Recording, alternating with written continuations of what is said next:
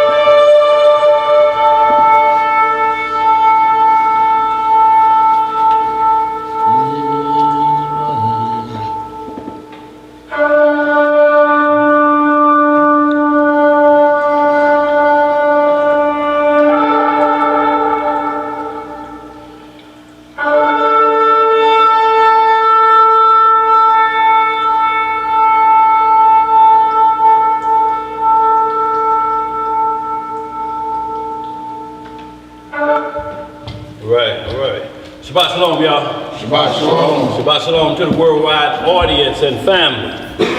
Peaceful Sabbath day, y'all. Y'all know how we do it. We turn toward Holy Jerusalem. We happen to be in the west, so we turn toward the east. If we was in Russia, we turn toward the south. So y'all, men are to uncover their head, women are to cover their heads when praying or prophesying within the assembly. That's right. Y'all know how we do it. First Kings chapter 2, verse 8. We hold our hands up high, y'all. 1 Kings 8th chapter.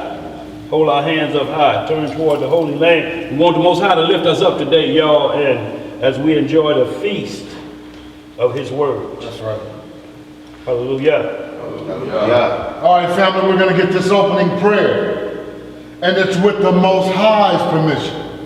And in the name of His only beloved and begotten Son, our uncrowned King, our Lord and Savior, Yahushua HaMashiach. And around these parts, we know him as Jesus the Christ, y'all. Long live the King. Long live the King. Reading in the book of Psalms, in the 26th chapter, it reads, Judge me, O Yahweh, for I have walked in mine integrity. I have trusted also in the Most High, therefore I shall not slide. Examine me, O Yahweh, and prove me. Try my reins and my heart. For thy loving kindness is before mine eyes, and I have walked in thy truth. I have not sat with vain persons, neither will I go in with dissemblers. I have hated the congregation of evildoers, and will not sit with a wicked person. I will wash mine hands in innocency. So will I compass thine altar, O Yahweh, that I may publish with the voice of thanksgiving, and tell of all thy wondrous works. Master, I have loved the habitation of thy house, and the place where thine honor dwelleth. Gather not my soul with sinners, nor my life with bloody men, in whose hands is mischief, and their right hand is full of bribes. But as for me, I will walk in mine integrity. Redeem me, and be merciful unto me. My foot standeth in an even place. In the congregations will I bless the Lord. Hallelujah! Yes, sir. Yes, sir. He's up at that door, right? Yeah. So, I heard the phone. Your dad up at the door, right? Okay. Well, yeah, make sure the phone's ringing. So, Shabbat Shalom to everybody. Y'all, we ain't gonna tarry long. We're gonna get right to it. But y'all know how we get down. We ain't seen or heard from most of you in 7 days. So, if there's any questions or concerns, anything on your heart, mind, or soul, if we can answer it really quickly, we will. But if we can point you to an already lesson online explaining, we don't want to just kind of repeat ourselves, so to speak. But we'll answer any questions that's on your heart, mind, or soul before we get into part 2 of stay focused on the law and order. This one is law of the celestial realm. Y'all, because there's laws about it. Now there's people making up laws about the celestial realm and how they affect us daily. But we're going to read what the scriptures say.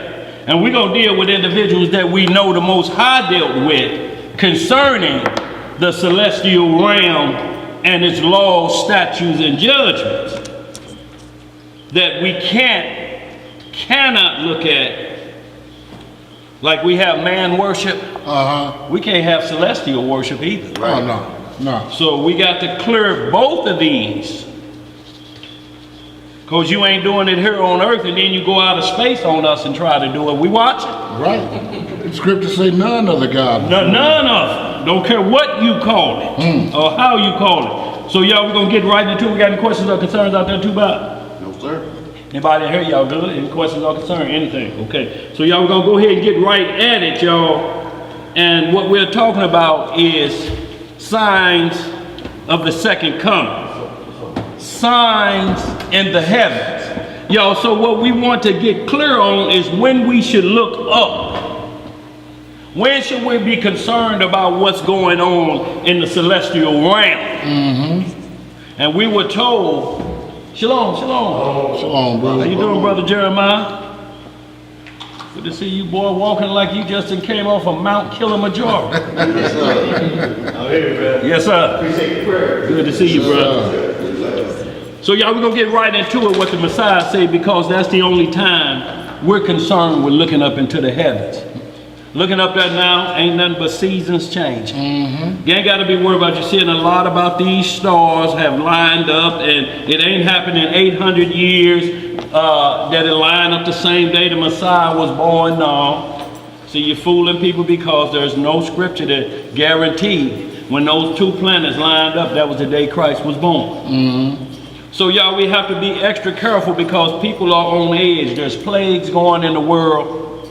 They got the virus shot out there, but now they're saying it's a strain doubly as powerful as the one that's lurking now that we just created a vaccination for. So what is that vaccination going to do with the super strain? Make it mad. Make it mad, ain't it? Feed it. Boy, I'm telling you. So y'all, let's start this off in Matthew 24 and 29. And y'all pick it up, y'all know from 24 and 1 when the disciples asked Messiah, when shall the coming be, your second coming, and when should we pay attention to the celestial realm? Because it's true, the celestial realm informed people on earth of births, so to speak, when a supernatural birth was going to happen on earth. You know, a lot of people will ask, well, that sounds like it's astrology to me and horoscope and things like that, so why can't I do it? And I see it in the Bible, but what you see in the Bible is strict and explicit instructions of how to mess with these things. If you don't, you're going to go awry. It's like speaking in tongues. There's rules for speaking in tongues. There's rules for casting out demons. There's rules for healing the sick.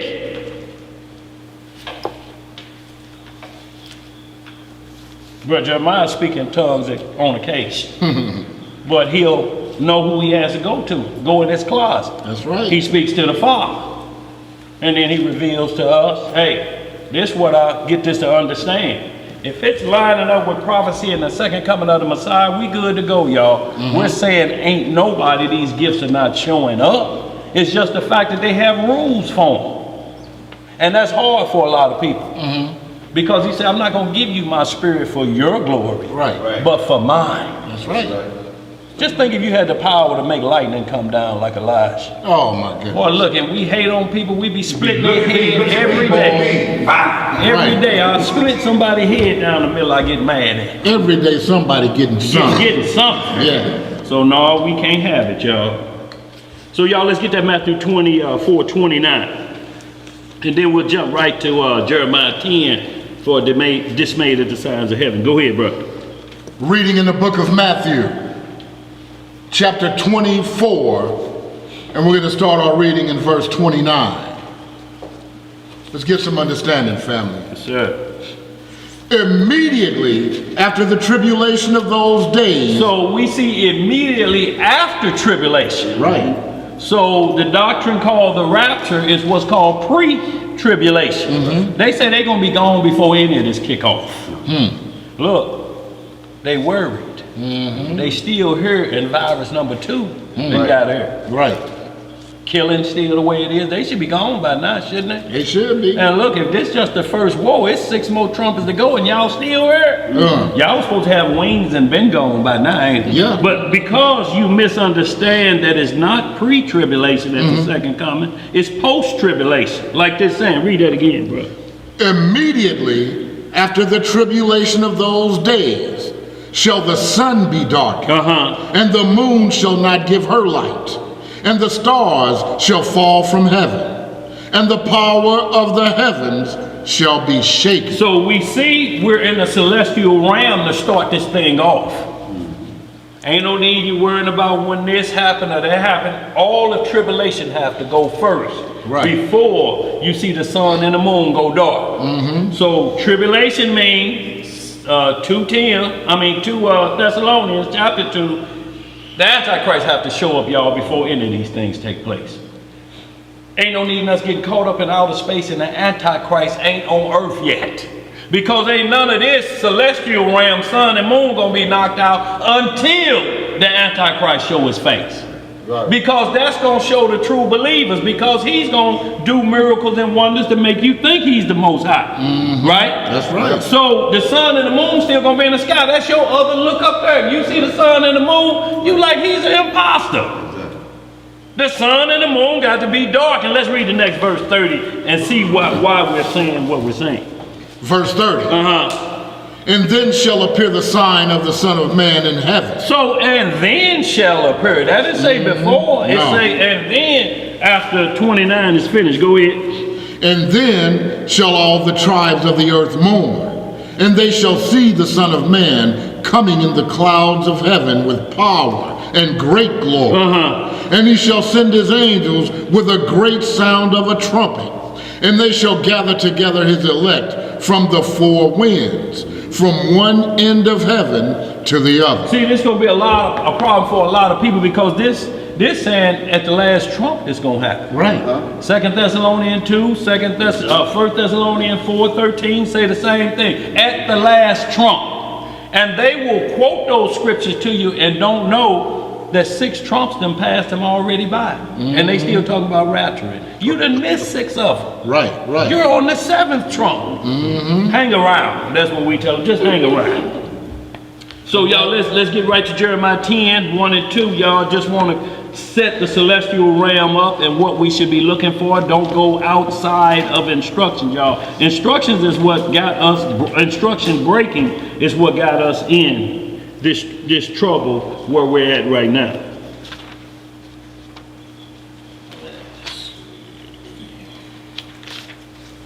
You just hit 1 and 2.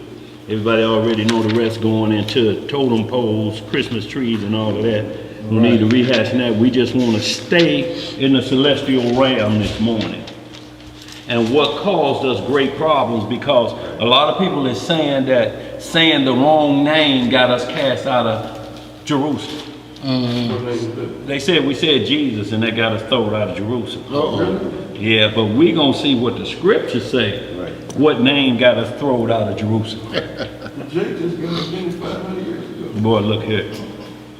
Oh, my bad. I guess. Yeah.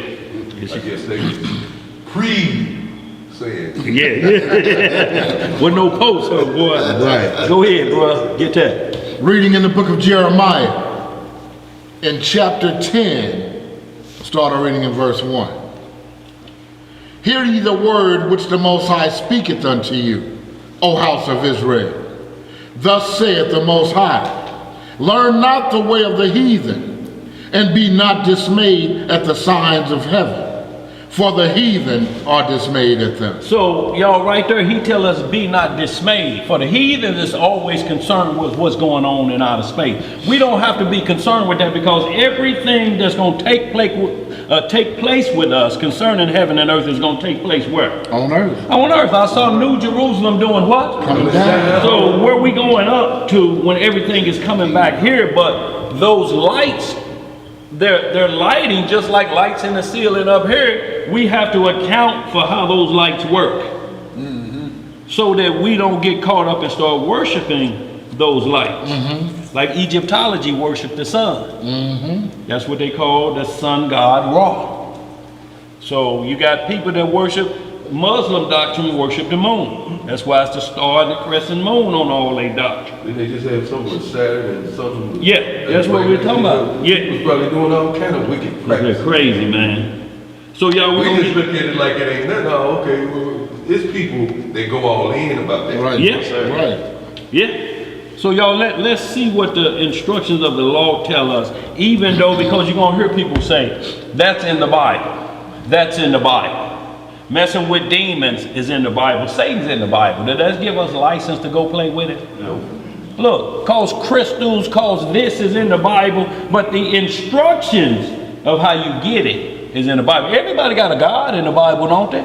That's an easy out for them if it was just about what's in the Bible. But the Bible tells us what we can't do as well as what we can do. So we're going to get to the what we can't do concerning the law of the celestial realm. Let's give you some Deuteronomy 4 and start about 19, and then we're going to jump to Deuteronomy 18. Shalom, brother.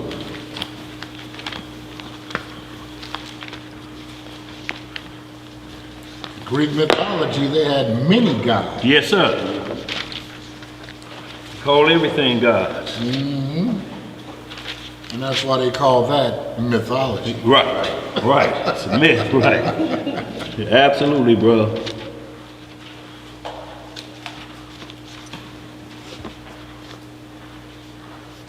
We'll start about 4 and yeah. Let's see. 29.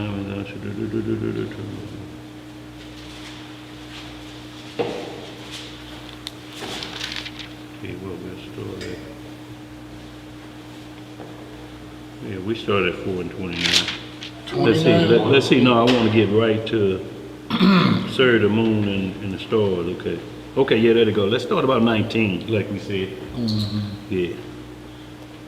Okay. Deuteronomy 4:19, y'all, we're going to start. So we're going to get instructions so that there's no confusion with the Bible or contradiction. So when you hear people say, well, that's in the Bible, well, if it is in the Bible, it's going to instruct us if we can deal with it or not. It's not going to just say it's up to your own understanding. It's going to be instructions. Go ahead, let's read. Deuteronomy chapter 4, verse 19. What it say? And least thou lift up thine eyes unto heaven. Up to where? Unto heaven. And when thou seest the sun and the moon and the stars, even all the host of heaven. Even all the host of heaven, y'all. So we got sun, moon, stars. Shalom, mister. Sun, moon, stars, and then it says the host of heavens, which most call today planets. So we're going to get into those 7 planets and see if they exist, because we had a brother that went up there and explored all of this information was shown to him back in the day, Enoch. So Enoch saw all of what we're talking about, and he never bowed down and worshiped. None of that. It can't be found in the writings that and Enoch bowed down and worshiped any of the heavenly ordinances. And we know for certain he went there. So y'all, we want to get into that to serve them. Hold on, sun and the moon and the host of heaven. So y'all, when we're talking about planets or great stars, see, they may be called stars. We'll see a place in the Bible where it calls it an actual planet, but these are the stars that move. The other stars gonna be what they're gonna be. You got the Big Dipper, the Little Dipper. What's some more of them? What dippers? A few more dippers. You know, but those stay, and then you have the North Star. that's been there that lead people that led slaves out of the south to the north. It stays there. It don't move. You follow, and then you got planets which shoot across. Shabbat shalom, Imam. Shabbat shalom, Imam. Hey, shalom, Elijah. Come on in, bro. So y'all, let's finish that up. We're in Deuteronomy 4:29. Shalom, bro. How you doing? Good, bro. What to do, Akeem?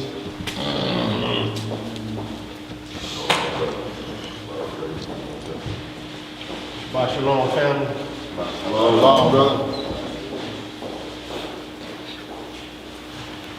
Let's get it. I'm gonna start from the beginning again. Verse 19, Deuteronomy 4, verse 19. And lest thou lift up thine eyes into heaven, and when thou seest the sun, and the moon, and the stars, even all the host of heaven, shouldest be driven to worship them, and serve them, which the Elohim thy God had divided unto all nations under the whole heaven. Unto all what? Nations. That's right. Under the whole heaven. See, the sun just don't shine on the town of Israel. Right. The sun shines over in Alabama. The sun will shine in the UK. So the sun shines all over because everybody got to get a chance to repent of any wickedness, and then sunshine come, don't it? That's right. Rain. You need rain too. But sometimes there's rain when it keeps raining. Don't need that rain. So y'all, let's get right into it. Deuteronomy 18 chapter. And we're going to get a little understanding here because of these certain things that we can't be part of, even though you may see what appears to be the exact thing he's telling us not to put our hands on. But he know what he's doing. Like your mama told you, I ain't got to turn fire on and put your hand in there. I'm telling you it's hot. And how do we find out? We find out. Yeah. Try it. Go ahead, bro. Deuteronomy 18, let's start about 9, verse 9. Yeah. Is that good? Do we need to move that? Can you see Elijah good? Yes, actually, yes. It needs to go over to. Okay. Yeah, it's like right in the middle. Keep going, keep going. Hope. Boy, look good. That's good? Fumbling. Boy. Just look, I don't know. Just a look. Yeah, he sat on fire, run out of there. Richard Pryor. Right. Deuteronomy chapter 18, verse 9. What'd it say? When thou art come unto the land which the Elohim thy power giveth thee, thou shalt not learn to do after the abominations of those nations. So y'all, what it says is, so we be clear, it's not saying you can't do anything. It says the abomination of those nations, the felony sins. You can't do what's on 1 Corinthians 6 and 9. You know ye not that these shall not enter into the kingdom of heaven. Those are abominations, those felony sins. If a nation is doing felony sins, you can't do it. But if a nation is doing feeding the hungry, you can't accuse them of that. You can't say, well, it's still a heathen nation. Oh, okay. Let's read some more. Verse 10. What it say? There shall not be found among you anyone that maketh his son or his daughter to pass through the fire, or that uses divination, or an observer of times, or an enchanter, or a witch. Or a witch. See, an observer of time. So to pass through the fire, first we're talking about sacrifice to Molech. That's where a man and a woman makes a deal, a covenant. We're going to get pregnant. And in 9 months, we're going to deliver the baby as a sacrifice, a burnt sacrifice to Molech. Right. A lot of people say, well, that's the same as the abortion clinic. No, it's not. Married people don't go to the abortion clinic. No. Only if you caught up in a bastard slip. Yeah. Now, you may be pregnant by a married man and you got to go there, but that ain't you being married. Right. And it's mistake. It's to fix the mistake. You said you was on the pill. You said you was only gonna put the covenant in. Still problems, ain't it? Yep. So you go there to fix. That's a different law that has to be dealt with sacrifice to Molech is we plan to give the child to the father. Right. Let's not get it twisted. We wasn't looking to send it to college, high school, or buy them Converses, none of that. Right. We plan on that child, the minute you birth it, it's gonna get burned up. That's what we plan. Right, There right. was a covenant made. Yeah. So that's sacrifice to Molech, and then we got an observer, what say, dart passed through the fire, a divination. Yeah. So that's dealing with the dark side. Diviner, you calling up spirit. An observer of times. Now you picking out what, you know, okay, this means that or this means that. You're an observer of time. Look, it's like Messiah. Trying to predict the end of Time. time. Yes, sir. right. Yes, sir. So like Messiah said, y'all well good, y'all know there's a level of observing times. Like when you see the sun low and setting, you say, hey, it's gonna be a good day. If you see it like this, you say it's gonna be rain. Or Matthew 24, what you just read. It's called forecasting. Yeah, you know, people can tell you, well, what it look like in next week. They can say, well, it looks like showers may be coming through. They got a satellite up, they see how it's moving, but they can't predict it. That's why it's called forecasting. Right. We're saying this may happen, so get yourself ready. Take some boots. They say it may snow. You get down there and it may be 70 degrees. Right. But you still got your boots, just in case. Just in case. Right. But you can't count that like, I only watch this news channel and to this forecaster. He's been on point. No, he ain't on point. He ain't no point. He's suggesting that this may happen. If he's on point, he'll tell you when the rain will start. It's gonna start at 3 p.m. Yep. The first drop's gonna hit something. And then it will cut off Yeah, at this particular time. And only this amount of rain shall fall upon the earth. That's right. Be accurate. Accurate. And he can measure. Right. See, if it was accurate like that, they wouldn't call it, thank you, Emal, they wouldn't call it forecast. They would say, this is the prophecy thereof, like when Jeremiah go to him, tell him tomorrow, in the 9th hour, this what's gonna happen. In the 9th hour, at this point, so. Prediction. Prediction. Right. I mean, they laid it on the line. And he say, try me if you don't think it works. Go ahead, where we at? And hold on, a charmer like snake charmers and different things like that. They ain't read that yet. They ain't read that yet. Oh, you ain't read that? I'm going too far, ain't it? Okay, let me get enchanter then. That's enchanter, you know, those are people that's trying to fool you with doing false speaking in tongues. They're chanting in another language. Buddhists do it all the time. Range, range, range, range, you pulling on something. Range, range. So, or they tell you to say Jesus, Jesus as fast as you can say it.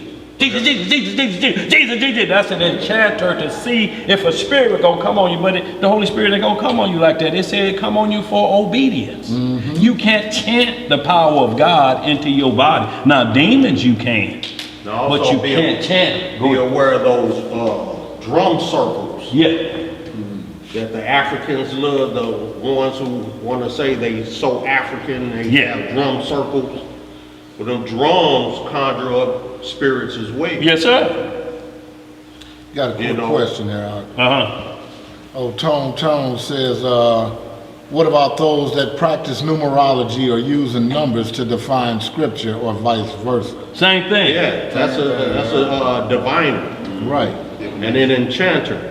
One is trying, and see, these are the things, even though the Most High uses numerology, Yeah. certain things What's weren't- called numerology. Yeah. What's called numerology, but certain things weren't meant for us to dwell upon, you know, to seek out. Right. Because these were some of the things that the dark side, that tree of good and Exactly. knowledge of good and evil, Yes, sir. he knew these things, and these were things that he was going to show to mankind to turn mankind against the Most High. That's right. The Godhead. In saying that I've obtained a higher knowledge than my brethren. Right. I got the definition for enchantment right here. It says enchantment, a feeling of great pleasure, delight. That's the first definition. Right. The definition says the state of being under a spell. Under a what? A spell. See, a trance under spell. Look, see, and there's instructions for going under a spell. That palm reading's the same thing. Same thing. Yeah. So what Yeah. we're talking about is those that look into the Bible and guess at what we're talking about. The Most High lays it on the line what time it's going to happen. an observer of time. So when we talk about saying we know when the second coming gonna be, no, you don't. No, right. You don't know. Even y'all, the numbers that the Bible do use, it never ever pinpoints it like numerology wanted to. Like the mark of the beast. We got so many people looking at it for 1,000 different ways of what 666 means. But 666 is explained. It's the number of a man. It's 60 and 6. And it's the number of a man. And it tells you the language of that number of that man is coming out of this culture. Is that your bowl? Yeah, those for support. Oh, this support? Yeah. I forgot about that. Okay. Did you, boy? She said that. All right. My wife ran hers out to the truck. Look here. Miriam say you don't get fed, you don't bring back to her Tupperware. Look here, boy. So y'all, when we're talking about an enchanter or an observer, you know, and they're trying to pinpoint things, and then they'll say, well, we can do about numerology. Y'all, when it talks about numbers in the Bible, it always leave odd numbers out. How many years did we do in Egypt? How many did what the prophecy say? 400. How many did we end up doing? 435. See, because he deals in whole numbers. You have to understand that. He's saying it won't be 500 years you'll be slaves. Look, Juneteenth was supposed to be 2020, was supposed to be 400 years, wasn't it? But what year we in now? 21. See, and we understand everybody saying this ain't the new year, it's the dead of winter. New Year is in March. The only thing you got to do is if you're born in January or February, you can't announce your birthday or soul day until March. Because technically you're telling people it's not the beginning of a new year, so that means for you too, don't it? So you got to wait till March. Or you got to understand that calendars were put out. The new year for us is the new year when we start feasts. It's the new year of starting feast days. It has nothing to do with the year going over, or we got to get that time back from the moon since the time Christ was crucified. We got to start from the moon right there to know where we on point at. And with it decreasing 10 days here and there, adding 1 day here and there, hell, we may be sitting up here, Elijah, you may be 22. Woo! Boy. But I showed Boy, look here. like I'm 22. No, I was gonna say, boy, that ain't the shoulder of a 22-year-old, is it? Yeah. Hey, Elijah, congratulations on that 26 years, baby. Yes, sir. Thank you, Yes, brother. sir. Praise to the Most High. Outstanding, bro. That's what the Bible say, brother. When a man findeth a wife, he find A good thing. Yes, sir. Not up.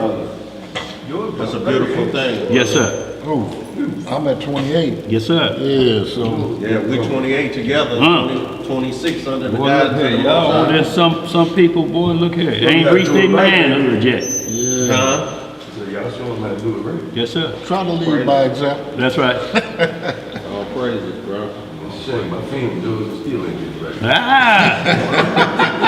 Let's finish it up, y'all. Where we at, verse 11? Yeah. Verse 11. Okay. Or a charmer. Uh-huh. Or a consulter with familiar spirits. A consulter with what? Familiar spirits. So let me get back to numerology, y'all. Some will say, well, 666 mean that. And if you count 666, there's 7, and then you got the 8th day. All of that is not going to add up to nothing, but you're going to be off. The Most High didn't put it as a numerology understanding that if you don't learn numerology, you're not going to understand. And they have terms like the Bible code and all of this. Da Vinci Code and That's going to destroy all those who are short in the cerebral membrane of understanding mathematic equations. Because all of that got to come into play when you're using numerology. yes. Boy, if I'm struggling with basic math and you're talking trigonometry, what's going to happen to me? That means no salvation for me, right? That's a problem. No, the Bible is about Lacking laws, understanding. statutes, and judgments. That weighs in the balance because everything that's in existence deals with laws, statutes, and judgments. Don't care what it is, visible or invisible. Yes, sir. Demons know their rule. They know how far they can attack. They know you can tell them to get going and they have to get going. But what they do is make you serve them because you want to dip into that dark side just to prove it to somebody else. The disciples asked, Lord, when shall these things be? How long ago has that been when the disciple asked, when the end of the world gonna come? Long time. It's been over 2,000, ain't it? And it's been men trying to make it happen since 2000. But we gotta wait until the signs of heaven, until the sun and the moon be blocked out. That's the first tip off, y'all. We in there. That's right. But why would you want to rush something that you're not even prepared for anyway? What is it to you? We gonna get that Amos fella. We heading right there. You ain't ready for You ain't ready for Judgment Day. You don't want that smoke for real. Sure? Look here, you want that smoke. You don't want that smoke because you've been telling yourself, oh, I shouldn't have looked over there like that. On the way down here. Now all the prophets saw these end times and they wailed behind it. Yeah. Look, and then when the stars... Their spirits were vexed and in torment because of what they saw. That's right.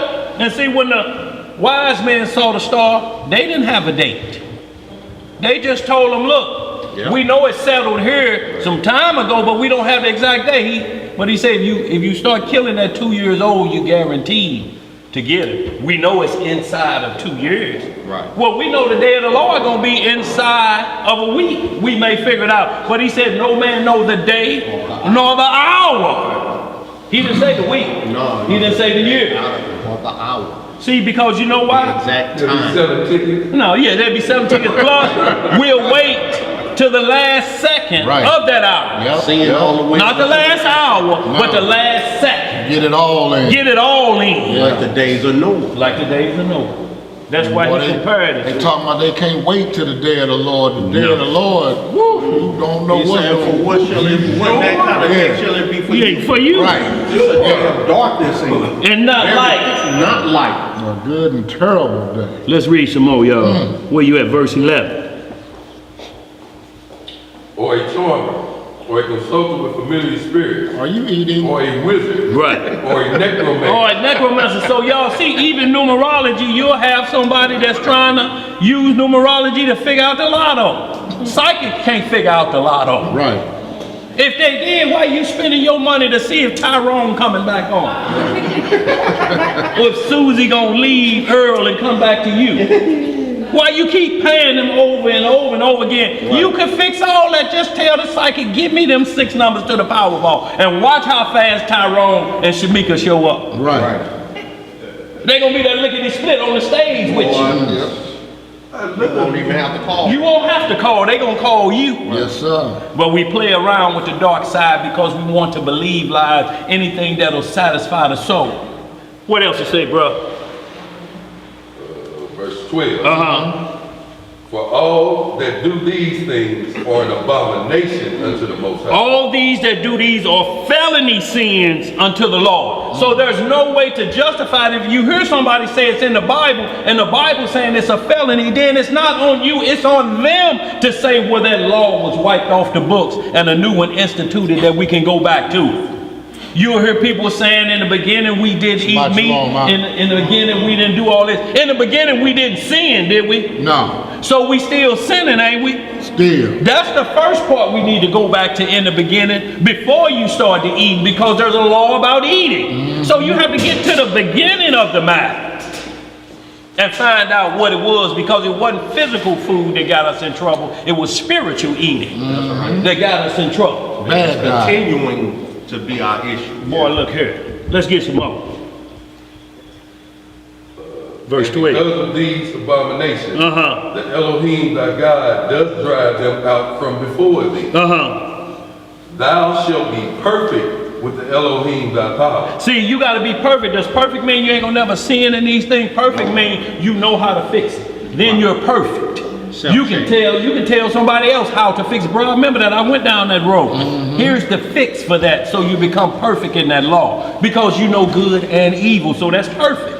You know what to stay away from. You know what to go to. That's a man of perfect understanding. When it said Noah was perfect in his generation, that don't mean Noah never sinned. Right. It means Noah fixed his sins.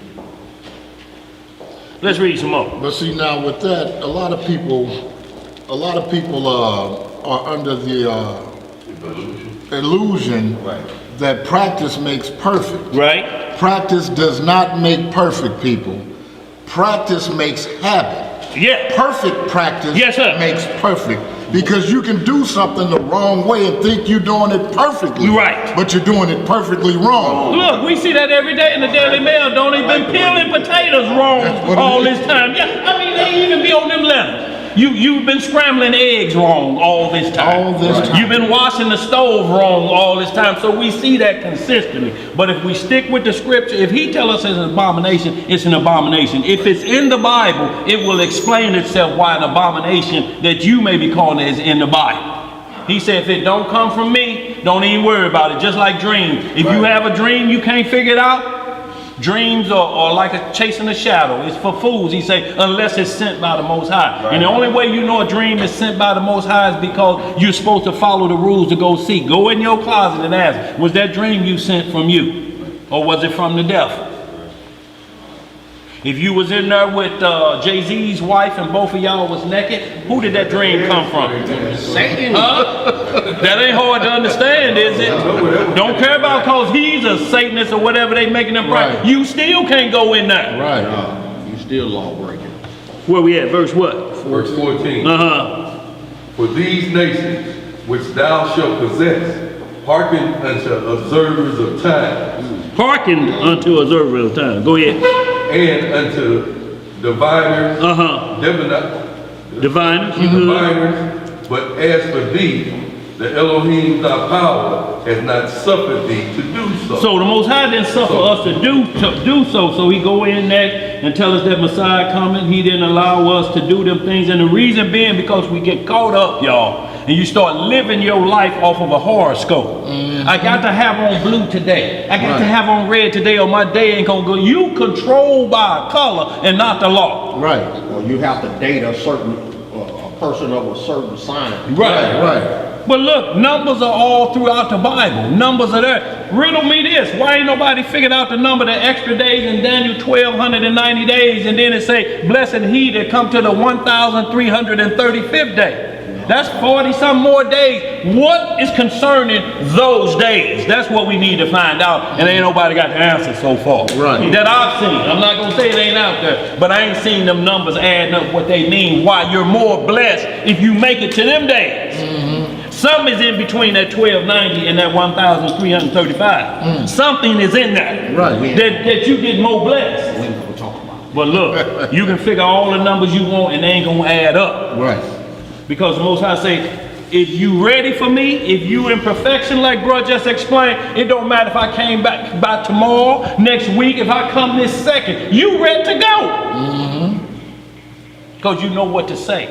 You know how to be prepared. If you're on the rooftop, do what? Don't come down. If you're out in the field, do what? Get your clothes, right? Right. Hey, time to go. Let's pick this on up, y'all. Speed this up, y'all. We're going to get into, because we're in this law of the celestial realm, we're going to get right into the book of Enoch, y'all. But I want to set this up so we get some understanding before we go into what's called books outside the Bible. So to speak, we want to set it up in the Bible first. So let's just deal with the term, because we're talking about these superstars that's called planets. Them are the ones that move. These are the ones that shake. There was a planet called Rahab that you read about in the Bible. It's now the asteroid belt because it was destroyed. So that superstar was destroyed. But it's in the Bible. And I'm not talking about Rahab the harlot. I'm talking about what we call the planet or a superstar. Let's get some more. Where we at? Let's get right to it. Amos 5 and 8. We're going to hit these ones dealing with worshiping of the stars so we can drive it home that it's in the Bible. It's on them to drive it home that it's okay to do it. I'm not just talking about pointing out because you see something in there. It has to be pointed out that it shows you should worship it. Look, the golden calf was at the base of Mount Sinai, wasn't it? Yes, sir. That was in there. Should we worship the golden calf? I No. ain't seen nobody making none. Y'all don't be fooled about that. One boy talking about them, we need to not read the book of Tobit no more. Why? Because of the instructions on how to ward off a demon. You can't ward off a demon on your own. You'll be just like them soothsayers, them vagabond, what do you call them? Exorcists. Because they went a different route. They like, we adjure you by Paul. Right. Them demons like, you listen to this clown. You gonna get Paul all the power that Paul got from the Messiah, but you gonna tell me to leave because Paul said, he told me to leave. Well, that let them demons know right off, you don't know where the instruction's coming from. Right. You putting your trust in Paul, how he doing it. Boy, them demons leaked on them and had their way with them. Because of bad instruction, because exorcism is in the Bible. But you can't go around playing with these people full of demons and ain't got yourself prepared to deal with them demons. And them demons already know your lust factor when you come in there. You hear that demon voice growl like something you ain't never heard before. And you tremble in your boots, and then the back of your pants look like a rack of pool balls in them. Because you done unloaded on yourself, scared to death, and scared the dung out of you. Boy, look here. The devil know he got you at that point. Where we at, bro? Let's get it. Amos chapter 5. We start about 8 unless you need to back it up a bit. Amos chapter 5, verse 8. Seek him that maketh the 7 stars in Orion, and turneth the shadows of death into morning. Seek him that do what? That maketh the 7 stars in the Orion, right? In Orion, and turneth the shadow of death into morning. And maketh the day dark with night. Right. That calleth for the waters of the sea, and poureth them out upon the face of the earth. The Elohim is his name. See, the Elohim is his name. This is the creator of the universe. We don't pray to the universe. You're hearing that talk now. The universe spoke to me. What about the creator of the universe, like this verse just said? How you gonna go to second base, boy? If you skip first base, what happened? You out. You out. Unless you make it back to what? First base. Before you what? You get thrown out. Boy, look here. It's plain language, ain't it? So let's get right back to it. Where we at on that verse? You want to keep on? Verse 8? Yeah, I want to keep on going. Go ahead. 9. See, because no, what I want to do is give me Orion. Because see, we saw in Deuteronomy 8, it says the host of heaven. What is Orion, so we don't get this mixed up? What is Orion in the biblical dictionary, so we get it understood?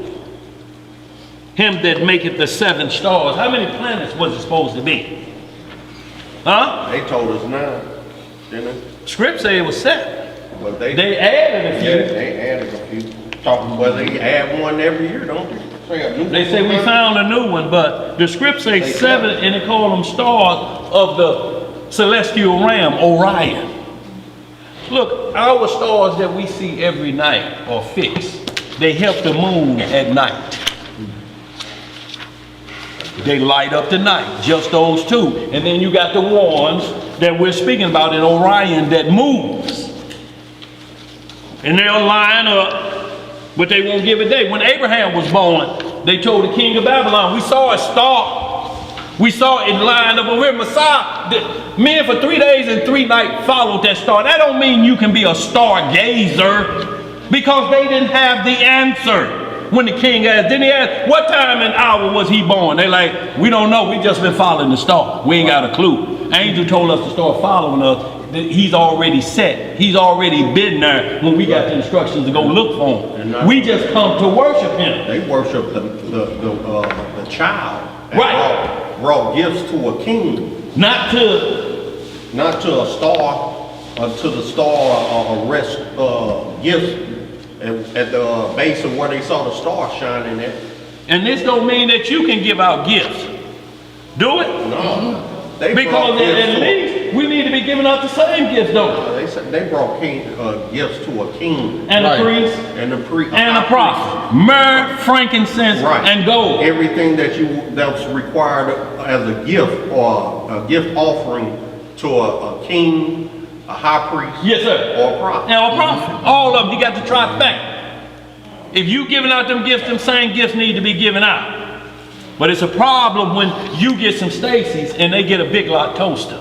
Somebody mad, ain't they? Somebody upset. I know damn well this ain't all I got. You see what you said is the thought that counts. Right. Well, you thinking too low. You thinking too low. You need to go back in your wallet and think again. Jared's is still open. Well, yeah, bro. H. What it say? Yeah. H3685. Uh-huh. The seal. And it's the constellation. The what? Constellation. See, it's called the constellation, y'all. That's what the universe is called. And it includes things outside of Earth. Y'all, we don't have to worry about the super planet, so to speak. He told us what lights we was only going to be concerned with. The stars, the moon, and the sun. When the super lights come, he tell you, when you see them move, it's going to be chaos. The heaven's going to be shaken. So ain't no need you worrying about what no planet's doing right now. And they said 820 years. Well, are you saying that the Messiah reincarnated and came back 820 years ago and he going to do it again? What is the significance of two planets lining up ain't been done in 800 years? What is that going to do for us? Nothing. A light year is 187,000 miles a second. I want y'all to think about that again. 187,000 miles a second. And what they're talking about, we just found a new star 4 light years away. Now they're not talking about seconds, they're talking about a year. It's 60 seconds in a minute. It's 60 minutes in an hour. It's 24 hours in a day. And they're talking about years. And this how far a light year is, 187. Now you're gonna do it in years? How far away is that? Why should we have our minds so far away concerned about something? The only way you're going to reach there is if you dead or in some other supernatural form to get there. Because that far away, it's got to be, well look, it's 378,000 miles from they say from here to the moon. What a gas station. Right. And then you're going to go that far away? Right. No. Y'all, some things, but like Tuba say, common sense ain't common to everybody. Where we at? Yeah, go some more on that Amos 5 and 8. I'll tell you what, hold that. Y'all read that on your own, but jump down to verse 18 on that same Amos, because that's what Elijah was speaking of. Jump down to that verse 18.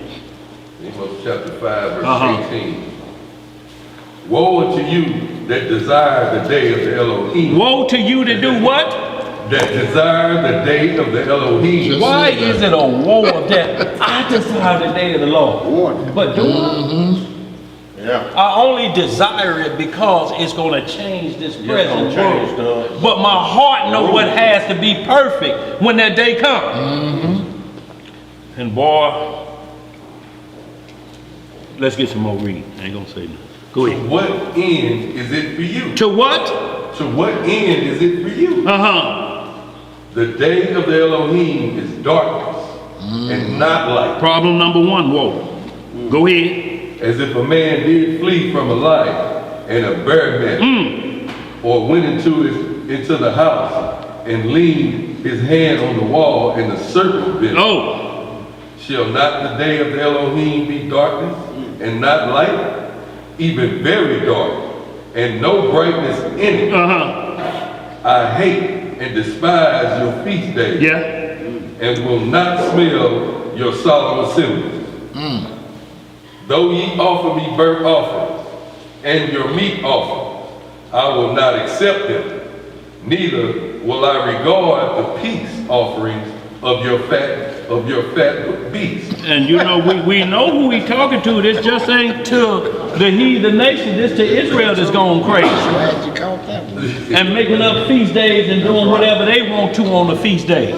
Doing their own burnt offering. And that's what our priest was doing, offering up strange fire. Like we burning an incense right there. If he was a priest in the temple, he just couldn't burn that sitting here, but we're not high priest and we're not claiming to be. He just burning the incense. But if we fix our mouth to say it's for cleansing of the class down here, and it shall put every heart in the right mind, then we offering strange fire. Yeah, I don't care if they was $2 million. It's strange fire, because ain't no instructions about light incense gonna cleanse us. That's right. The incense rise up with the prayers of the saints, so the smoke go up so that the Most High smell it. And this is actually frankincense and myrrh. Look, it's good to go, but like I say, we can't say that's all it's gonna do is get a good smell in here. Right. That's it. It's gonna keep us from choking out because some people with asthma can't deal with no smoke. None. But that's frankincense. Don't mean nothing extra, but the bottom line is we ain't telling you nothing. You can come down here with emphysema, and the high priest Ariel will light incense. And lay hands on it. And you should be free of that congestion. Yeah, I'll slap the snot out of you. Well, look here. Boy, that's it. Because if he don't, he gonna have a line of COVID victims at the door waiting to get in. Want to smell these incense? Yeah, let Where me we get at, some of that. Yeah, let me get some of that. Where we at? Verse 22. Verse 22. Though ye offer me burnt offerings and your meat offerings, I will not accept them. Neither will I regard the peace offerings of your fat beasts. Take thou away from me the noise of thy song. The noise. The noise of thy song. For I will not hear the melody of thy fire. Most High don't want to hear you singing about wickedness at your feast day. You singing as love and you was wrong. I don't want to be right at a feast day for the Lord. Come on, man. Where we at? Go ahead, brother. But let the judgment run down as waters, and righteousness as a mighty stream. So we see what we let run down, judgment as water, and righteousness as a mighty stream. Go ahead. Have ye offered unto me sacrifices and offerings in the wilderness 40 years, O house of Israel? Have you? Go ahead. But ye have borne the tabernacle of your Molech, and shunned your images, the star of your God. The star of your what? God, which ye made to yourself. See, the gods which ye made to yourself, stars. See, it wasn't just regular stars. It wasn't like nobody worshiping the Big Dipper. Y'all, they was going after the planets. Because those major stars are the ones that they considered were going up higher. They had a little bit more stuff going on than just the stars over the firmament of planet Earth. They like, we going after the big boys. You don't think so? Give me a little bit of this Acts 14. We're going to hold that. Give me a little bit of this Acts 14. Let me read the last one. You want to read that? Go Therefore ahead. will I cause you to go into captivity. What it's going to do? Cause you to go into captivity beyond Damascus. Beyond Damascus. Says the Elohim, whose name is the God of hosts. Yes, sir. The God of hosts. What does that mean? He's over all the Everything, hosts of heaven, right. ain't he? Yes. So why would you worship the host? Right. He said in Psalms 24, the whole earth is mine and the fullness thereof. Well, look here. Let's go to 14. Where we gonna start? We'll start about. What we talk about? I think it was 12. It was Okay, 12. Okay. Now I tell you what. Let's go. Let's start at. We're just gonna talk about what people worship. Let's start about verse 8. Y'all read 1 through 8. We just gonna start at 8. Acts chapter 14, verse 8. And y'all, this is what we're talking about, y'all, when the Spirit comes and supernatural things happen. And you lay hands on somebody, you know, and they're cured in that very hour, y'all, not that very 2 years. Not to go back to the doctor in that hour. They got to come back in 3 weeks, in 21 days and get a second shot. Oh, no. That ain't no cure then, is it? No. That's what we need to see how it done affected you. And when you pull that sock off after that first shot, they gonna know how it affected you. Wait a minute, how your big toe done moved to the little toe? You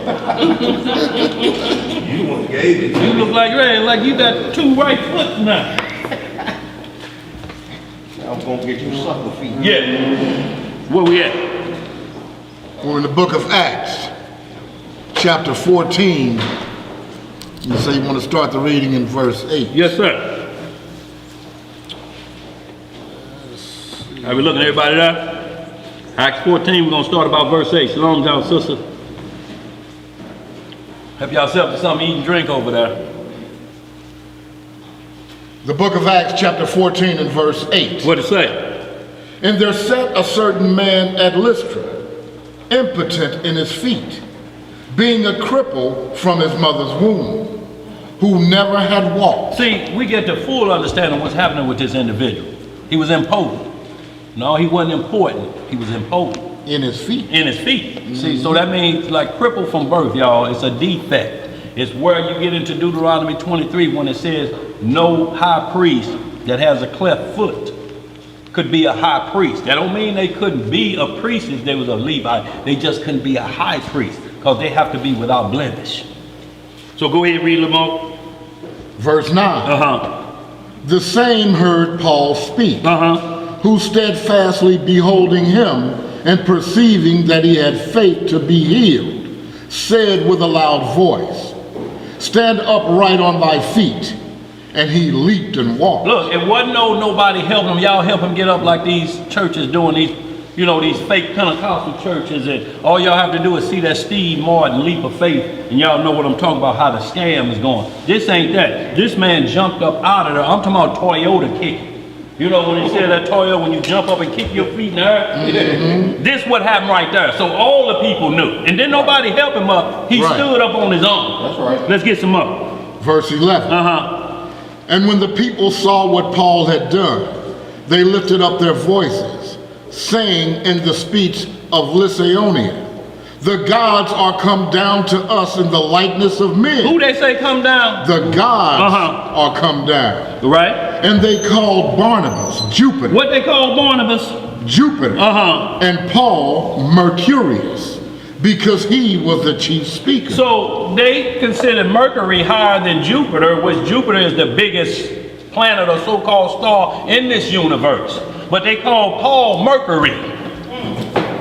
And they called Barnabas Jupiter.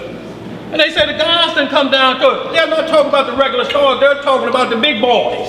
The planets, so to speak. The celestial host up there, they said they've come down to deal with us personally. Can't nobody else just do that. He been to the doctor. They've been rubbing salve on it since he was a baby. Right. They got him in braces, them didn't work. But he just told them, get up, and this boy can kick a field goal 70 yards. Right. But you see why? Is because he had faith to be healed. Say it again, bro. He had faith to be healed in verse 9. Yes, sir. Verse 13. Yeah, verse 13. Then the priest of Jupiter, which was before their city, brought oxen and garlands unto the gates, and would have done sacrifice with the people. See, so now you got Israelites bringing, what they bringing? Garlic and garlands and oxen. They finna sacrifice to Paul as a god. Right. Look, and it said it's the priest of who? Jupiter. So this wasn't Paul or Barnabas. It was a priest claiming he was the priest of Jupiter, and he's looking at them till like Jupiter finally showed up. It's Barnabas. So he's the high priest of Jupiter. He just been waiting on him to come, just like the Egyptology doctrine, waiting on Ra to come back, the sun god Ra. Y'all understand this perfectly if y'all see the USC marching band when they come out and them horns is hitting loud. Dun, dun, dun, dun, dun, dun, dun. What they holler? Ra. Ra. You got 100,000 people in that stadium hollering Ra, the sun god. Y'all know what spirit finna get in there? 100,000 rocking it of Ra. The stadium shaking and folks looking around. The other team scared already. Yep. Where we at? Verse 14. What it say?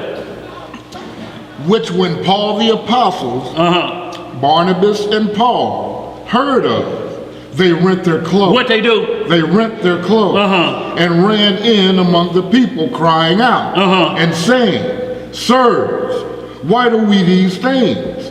We also are men of like passions with you. We just like y'all. Right. Go ahead.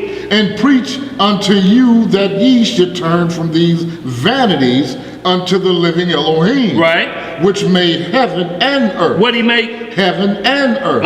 And the sea. And all things that are therein. Who in times past suffered all nations to walk in their own ways.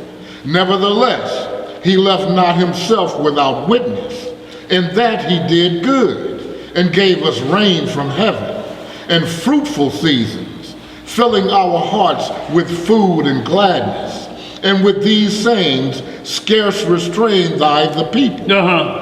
that they had not done sacrifice unto them. See, they restrained the people. Y'all ain't did no sacrifice to a strange God. Right. And this in Israel. Go ahead. Verse 19. And there came thither certain Jews from Antioch and Iconium, who persuaded the people, and having stoned Paul, drew him out of the city, supposing he had been dead. Who told them rocks upside Paul's head? The Jews. Go ahead, read some more. Howbeit, as the disciples stood round about him, he rose up and came into the city. And the next day he departed with Barnabas to Derbe. You can hold right there, y'all, but you see why people thought Paul was a god, but Paul just had the Holy Spirit in him. That's right. The power of resurrection of the dead before rigor mortis set in. You don't read nobody with more than 3 days dead and then they just do what they want to do and just decide to come back. Yo, it's a doctrine out there that you may see a bunch of YouTube videos of some people saying, I died and went to heaven. You wasn't dead.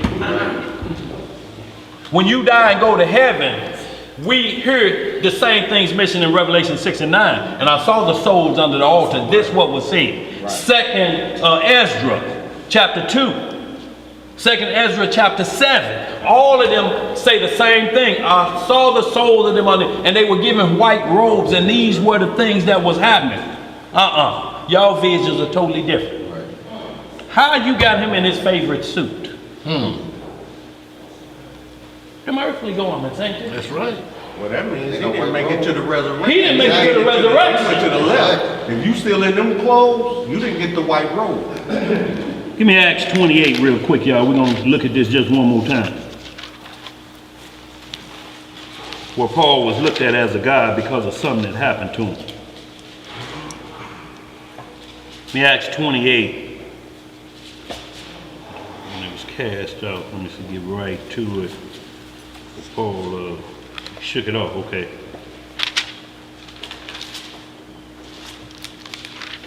Okay, yeah, go ahead. 28, 1 through 4.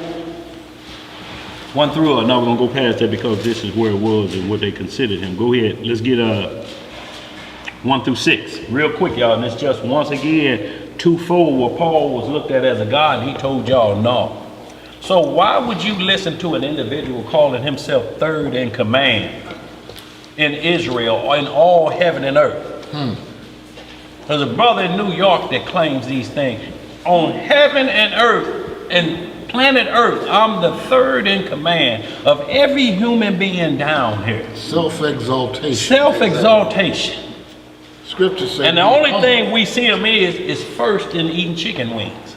He's pretty good at that. Oh. Now he had somebody doing a special on it. Instead of doing miracles, what Paul was doing, he take him to a chicken shack. Right.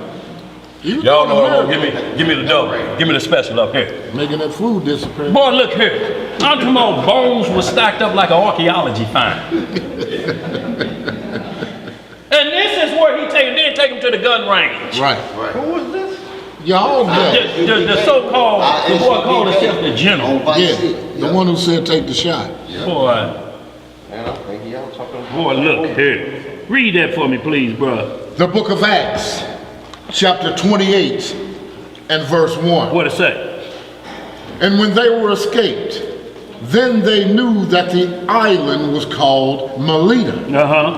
And the barbarous people showed us no little kindness, for they kindled a fire and received us every one because of the present rain and because of the cold. Now, when we examine chapter 2, we see more hospitality here by barbarians than Israelites in Jerusalem. It said these were barbarians. And you know, Right. what do we say about a barbarian? He don't know to scratch his rear end from a hole in the ground, right? So these barbarians, and what did they show us? They showed us much. No, it says It said little. no little kindness. kindness. So what's the opposite of Much little kindness. That's Big what I was kindness trying to then, say. ain't it? Yeah. But this is how the Bible writes. He said they showed us no little kindness, Right. these barbarians. Right. And what else to say? Verse 3. And when Paul had gathered a bundle of sticks and laid them on the fire, there came a viper out of the heat and fastened on his hand. And when the barbarians saw the venomous beast hang on his hand, they said among themselves, no doubt, this man is a murderer. See, first they think it's a murderer because they were shipwrecked first, right? That's the first thing. So they say the sea been chasing. Then a viper hit him on his hand. I'm talking about a viper, y'all. This one that you dead in 30 minutes. And they said it's got to be because these are things that happen to a murderer. He's a vagabond in the earth. He's a fugitive. See, the sea tried to get rid of him. And now, when he get to land, and not a land finna try to kill him. Because they said these are signs of a murderer on the run. Right. What else it say? No doubt this man is a murderer, whom, though he hath escaped the sea, yet vengeance suffereth not to live. And he took off the beast. And he did what? And he shook off the beast into the fire, and felt no harm. Right. Howbeit they looked when he should have swollen or fallen down dead suddenly, but after they had looked a great while and saw no harm come to him, they changed their mind. What they do? They changed their mind and said that he was a god. See, because look, they said that we waited for you a while. Like, hold on, give 5 more minutes. You'll be dead in 5 more minutes. Just wait 5 more minutes. It's more convulsion. 59, 50. He's still alive. Right. And look, he didn't shake the beast up there. He shook the beast in the fire, so it burned up. Right. Showing you the power of God, just like Moses and Aaron's staff when it swallowed up the magician's staff. Letting you know what a real power and fire there. Y'all scared of that snake? That snake don't stand a chance. Told y'all that in Mark 16 chapter. If you drink anything or a serpent bite you, what gonna happen? It should no harm come to you. And but he they didn't know. He didn't panic. He was just cool with it. Cool with it. Shook Just him shook it off off. in the fire. Boy, look here. Get this off of her. Like a mosquito hit him. You just I don't know about the business. Yes, sir. So y'all, we just wanted to show that to see how when you're lining these things up, people went astray and caused chaos in the world. So y'all, we're gonna run through these really quick, and then we're gonna get right into the heart of the study at hand, and that's getting into these planets from the book of Enoch, because we got a lot of people out here talking about the cosmos and melanated this and all of that. If it's about melanin, the Africans got it on lock. Right. Because if you light skin up in here, you ain't got to be white. If you light skin, you out of the fold of that doctrine they teaching. If it's about melanin, who got more melanin than them Kenyans or Zimbabweans? Blue black. Blue black. You know them Aborigines. The nightlight is when they open their eyes or smile. I say them Aborigines pretty black. Boy, look here. Where we at? Let's get it, y'all. Let's get right into 2 Kings 23 and 5. Then we're going to go to Job 9 and 9. We're going to run these one-liners, y'all, real quick. Isaiah 51, 9. We're going to 2 Kings 23. Y'all, and this what we're going to see got us thrown out of Jerusalem. And the name that got us thrown out of Jerusalem is called worshiping the host. See, y'all, instruction has a name to it. Every instruction manual has a name. You look in your car manual, them instructions, if you driving a Dodge, there ain't no Ford manual in there. At least it should be. It shouldn't be. Wisdom of Solomon 7 says you should honor wisdom greater than the sun and the moon and Boy, look at the that. stars. It was before them. Where we at? He said 2 Kings. 2 Kings 23. Y'all, we're going to see this ain't nothing new, y'all, that we were playing around in the heaven and to come back to it again. People are just trying to make you think they done discover something new. This old devil worship. You got people crying and hollering about tree worship. See, you're bringing that tree, y'all do y'all, and don't understand the true tree worship that happened in the Garden of Eden. Right. The tree of good and evil. That's the first tree we need to get corrected in our mind. Tree worship go way back. It didn't start in Jeremiah time. She said she saw a tree one to be worshipped, didn't she? One to be desired. One to be desired. To make one wise. To make one wise. How long ago has that been? Oh, a little while ago. The beginning of time. Just a little while. Just a while ago. Beginning of birth time. Let's get some more. Said 2 Kings 23. Yeah. What do you want to Start start? about verse 5. Hold on. You can start at Is it on me? yeah. So y'all read 1 through 3. He gonna pick it up at 4. Y'all, we just doing it for time's sake. Y'all, we ain't gonna skip whole chapter, but we just gonna get to the meat of it because we got to get into Enoch. And for everybody that don't have the book of Enoch, we're gonna put it up on the board so everybody reads along. Huh? Jeremiah 8. We're gonna get it on right there. Yeah. And where's the name on? Bones upon the earth that's done, so they worship the host. Oh boy. What's up? 2 Kings chapter 23 verse 4. What it say? And the king commanded Hilkiah the high priest, and the priests of the second order, and the keepers of the door, to bring forth out of the temple of the Most High all the vessels that were made for Baal. For who? For Baal. See, so all the temple, he had the high priest to bring out all the vessels. We got vessels made for Baal up in the temple, boy. He's the high priest. Go ahead, what else to say? And for the grove, and for all the hosts of heaven. And for all the what? Hosts of heaven. Boy, they had everything up in there. Y'all, that's when you look at somebody and you looking there, they got a hexagram over here. They got a crescent moon over here. They got the whole host of heaven up. And they talking about fixing your problem. Like that coexist sign. That coexist sign, y'all, for all them religions out there. They got the crescent moon and the star starting off as the C. And then they got something else, and then what the EXIT, they're all labeled to a doctrine. Right. What else to say, bro? And he burned them without Jerusalem in the fields of Kidron, and carried the ashes of them unto Bethel. And he put down the idolatrous priests, whom the kings of Judah had ordained to burn incense in the high places What they of the burning? cities of Judah. Incense. See, this is what we're talking about now. So, well, why he burning? He ain't burning no incense to Baal, because he ain't said nothing about it. Because if it was, he'd have had some instructions with it before he left. Everybody got to be quiet, and everybody take off their right shoe. Right. And I'm gonna light the incense. See, that's the name. Name is the instructions that come with it, because the author instructed it, didn't it? That's right. See, so when you think name, you think it ain't just about Baal. Baal got instructions. Baal say bring in every host of heaven. That's right. And bow down to it. It has to, that's the name. It ain't got nothing to do with a physical name. You think saying Yahweh or Yahweh Shai gonna change law breaking? No. That's gonna fix law breaking. See, that's why we call it Hebrew Christianity. It does just like regular Christianity to say all you got to do is just say Jesus and all your problems fixed. They saying all you got to do is just say Yahweh Shai, Yehoshua, Yeshua, all the names and titles of the Messiah, and no commandments on the table. But then No keeping of the commandments. So with this, just like you just said, when you go into that temple and all these other different things are offered up to these other gods, but everybody cool with it, put me in the mind of that bumper sticker that coexist. Yeah, that's and what then I'm talking about. with that confusion, then when you mixing all of that together, then you're really worshiping Baal. Yeah, because you accepting any doctrine. any doctrine, and that's that liberal mindset, is that even though you may not even indulge in it, but you're accepting to all those who do. Right. So if you look in the book of Isaiah, he says even the liberal are evil. Because you accept wickedness. right. And so you're okay with it. Right. Because you're a benefit believer.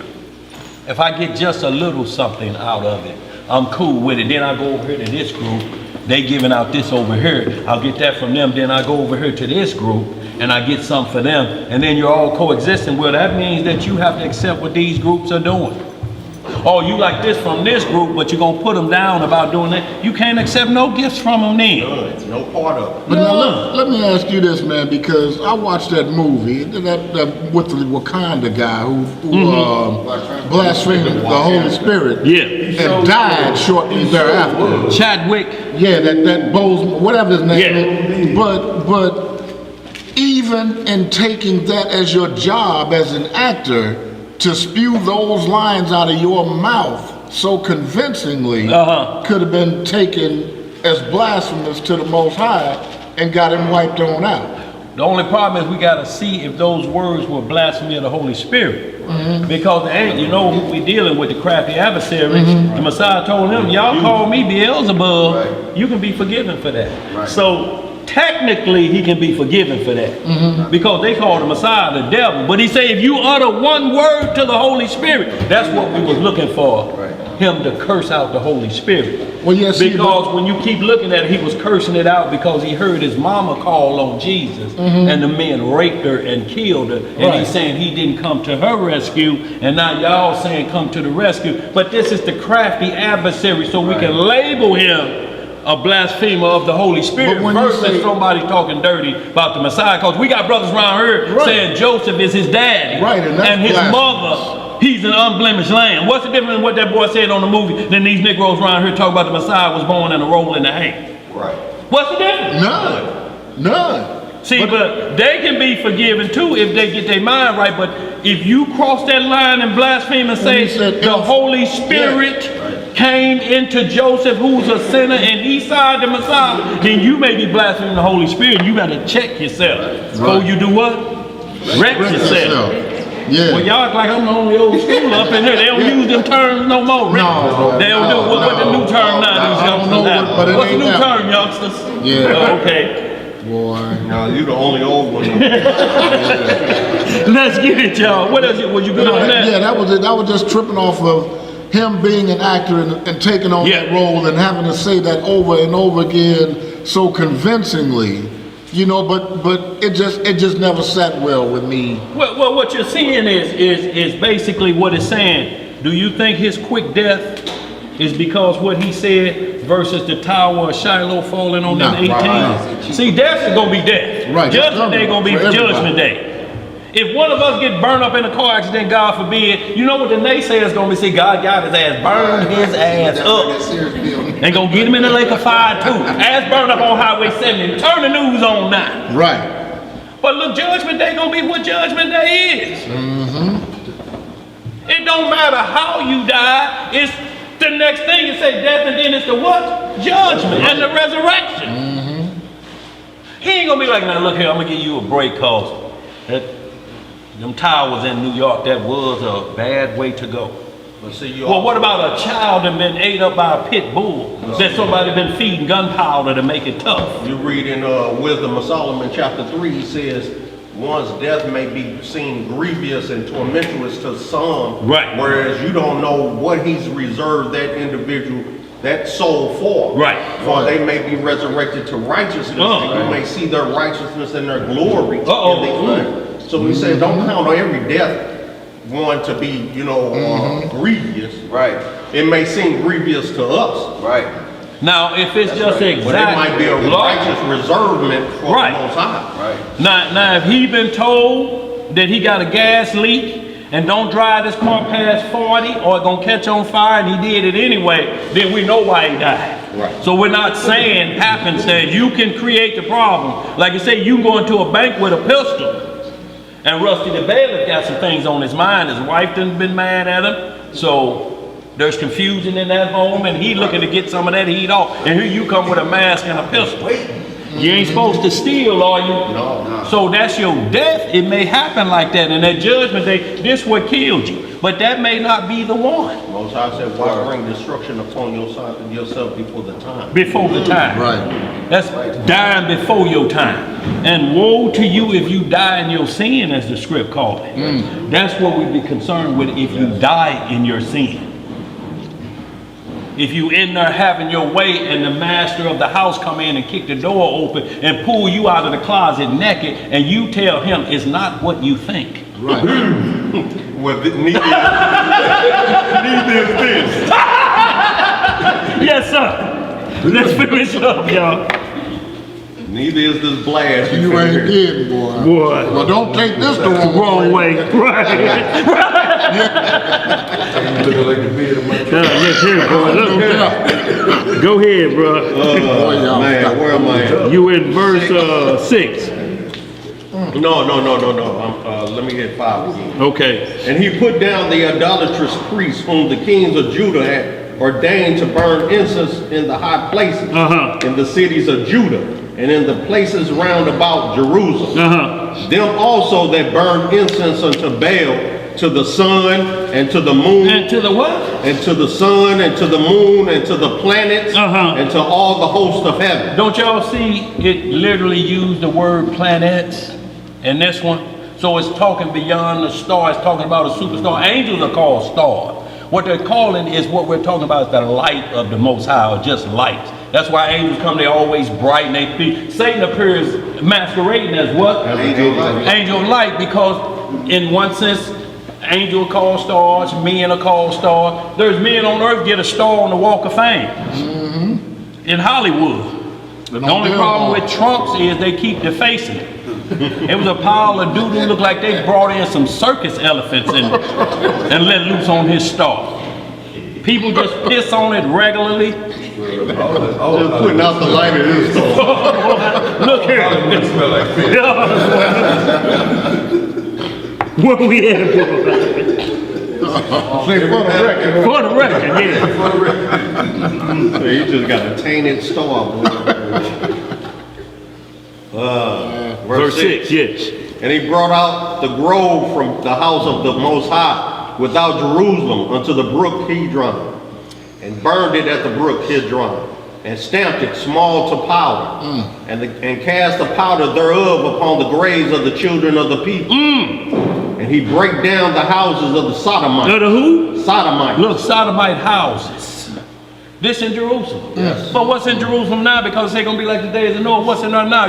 Who holds the largest gay parade on planet Earth? Jerusalem. Tel Aviv. Tel Aviv. You can Google it right now. I mean, if Prince was getting paid for them butt-out pants, they'd be like, he'd be the highest dead celebrity on the planet right now. With all the butt-out jeans sold. Dog chains and... Go ahead, bro. That were by the house of the Most High, where the women wove hangings for the grove. See, wove hangings for the grove, y'all, because groves are places like worship. You see like trees and priests and different things go into those groves and talk to. That's the true thing called pagan worship. They use groves. When you look up pagan versus Satanism, all of them worshiping the devil, but a paganist is different from just doing devil work. They work off the 4 seasons and they only deal with the equinox and certain times of the 4 seasons of year. That's a pagan. Right. That's what we were starting to do in there. That's why I call pagan worship, vain worship. And they would align trees. They would plant trees in certain rows. Yeah, they'll call it grove. And they will call it the grove, just like you have Bohemian Grove. Yes, sir. The what? Bohemian Grove. And where is that? Back in the woods, up in the thickets with that owl and skull and crossbones. What you got, bro? So this place that we over on Manchester, they call it Grove. Yeah, the grove. Yes, sir. No, it's part on Manchester though. Yeah, that's the physical grove part. But the grove mean orgies take places behind the grove. Yeah. If y'all remember the 10 Commandments, when they showed that one soldier running with 2 women under his arm, he ran right behind a grove or a couple bushes, and then you see them bushes shaking like this. Right. What y'all think they're doing in them bushes shaking like that? And why do you think they call that part the grove? Oh. And it's the highest part of concentrated area of homosexuality. Right. So-called. The grove. The grove. Because spiritual, that's where sex magic is performed. In the grove. Always out in the woods. Always circled around a certain amount of trees and set up as a grove. And what's right next to it? Tower Grove Park. Boy, look here. And look, they'll move it around. It ain't just there. We got Hippie Hill. Yeah, we got Forest Park. They look making it happen down there too. Many groves. Many groves. What else to say, bro? We got to speed it up just a bit. Go ahead. 7. 8. Yeah, 8. And he brought all the priests out of the cities of Judah and defiled the high places where the priests had burned incense from Geba to Beersheba, and break down the high places of the gates that were in the entering in of the gate of Joshua, the governor of the city, which were on a man's left hand at the gate of the city. Nevertheless, the priests of the high places came not up to the altar of the Most High in Jerusalem, but they did eat of the unleavened bread among their brethren. Among their who? Brethren. And he defiled Topheth, which is in the valley of the children of Hinnom, that no man might make his son or daughter to pass through the fire of Molech. And he took away the horses that the kings of Judah had given to the sun at the entering in of the house of the Most High, by the chamber of Nathan-melech, the chamberlain, which was in the suburb. Where was he at? In the suburb, and burned the chariots of the sun with fire. And the altars that were on the top of the upper chamber of Ahaz, which the kings of Judah had made, and the altars which Manasseh had made in the two courts of the house of the Most High, did the king beat down, and break them down from thence, and cast the dust of them into the brook Kidron. So yes, all of these things were in the Bible, but we see what happened when you worship them. Right. It's in the Bible, that don't mean you can worship it. Exactly. Does it? No. Let's read some more. Verse 13. And the high places that were before Jerusalem, which were on the right hand of the mount of corruption. Mount of what? Corruption. Can y'all believe that? A mount of corruption. What you got up, dog, tonight? Going to the mount of corruption? Hold on, pick me up. What y'all plan on doing? Right, look here. Go ahead. Which Solomon the king of Israel had builded for Ashtoreth, the abomination of the Zidonians, and for Chemosh, the abomination of the Moabites, and for Milcom, the abomination of the children of Ammon, did the king defy. Solomon did this, y'all. This is when the so-called Star of David or hexagram came into play. When Solomon allowed all this, he fell into the dark side. And produced that. David ain't never, it ain't a scripture on this planet that say David ever had a 6-point hexagram, and it's a hexagram. It's not the lily. It's not the wreath that Solomon put those images on the temple. There's a difference in a lily and a hexagram, ain't it? Yes. A lily is called the rose of Sharon. Yes. It's not a rose. Roses have thorns on them. Yeah. I know you women like them, but they're thorn bushes.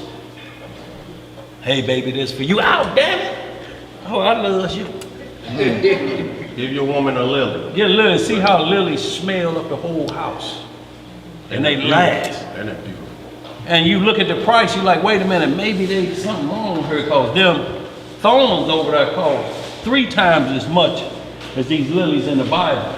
And the devil say, but them lilies ain't gonna get what you want. Right. A man arguing with his wife all day, get no peace at night. Literally. Literally. Thorns.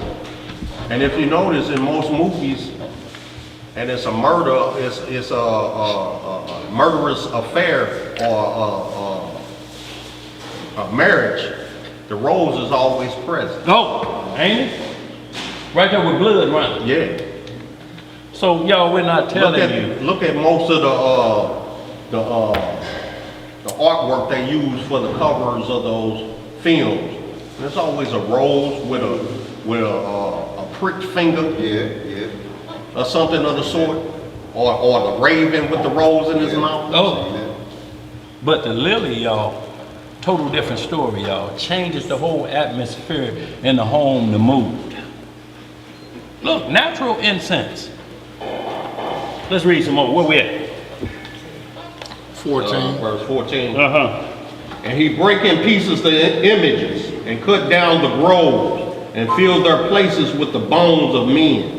Moreover, the altar that was at Bethel, and the high place which Jeroboam the son of Nebat, who made Israel to sin, had made. Both that altar and the high place he brake down, and burned the high place, and stamped it small to powder, and burned the grove. And Josiah turned himself, he spied the sepulchres that were there in the mountain, and sent and took the bones out of the sepulchres, and burned them upon the altar, and polluted according to the word of the Most High. According to who? The word of the Most High, which the man of Yahweh proclaimed, who proclaimed these words. Then he said, what title is that I see? And the men of the city told him, it is the sepulchre of the man of Yahweh, which came from Judah, and proclaimed these things that thou hast done against the altar of Bethel. And he said, let him alone. Let no man move his bones. So they let his bones alone. with the bones of the prophet that came out of Samaria. And all the house also of the high places that were in the cities of Samaria, which the kings of Israel had made to provoke the Elohim to anger, Josiah took away and did to them according to all the acts that he had done in Bethel. And he slew all the priests of the high places that were there upon the altars, and burned men's bones upon them, and returned to Jerusalem. So y'all see, he got busy. But if you look at verse 10, it's talking about Tophat in this first King 25. Tophat is of old, and that's where they will burn the wicked at. They give you a head start to the lake of fire. So we see, so we see all of the things that happened here to that bad that Josiah had to get all that cleaned up in Israel. And y'all continue to read, and you see that he got all that cleaned up for the Passover. To get things straight for the Passover. He had to get all that wickedness out of there. That's right. Burned it all up, y'all, so we see why we got through out of Jerusalem. What name we was doing. It was the acts. He's showing the physical acts that we're doing. Starting off with our king. Allowing it to happen. So y'all see where we at. That's got us thrown out of Jerusalem. Let's speed it up, y'all, a little bit on these plans. Let's give me some Isaiah 51 and 9. You want that Job? Yeah, I want that Job. What I get, 9 and 9? Yep. Give me Job 9 and 9. And we're going to go to Job 38. Also in that Isaiah 44, I believe he said we were cast out because of burning incense to pagan gods, to gods whom we knew not. Yeah. And see, you know, that's so dangerous to watch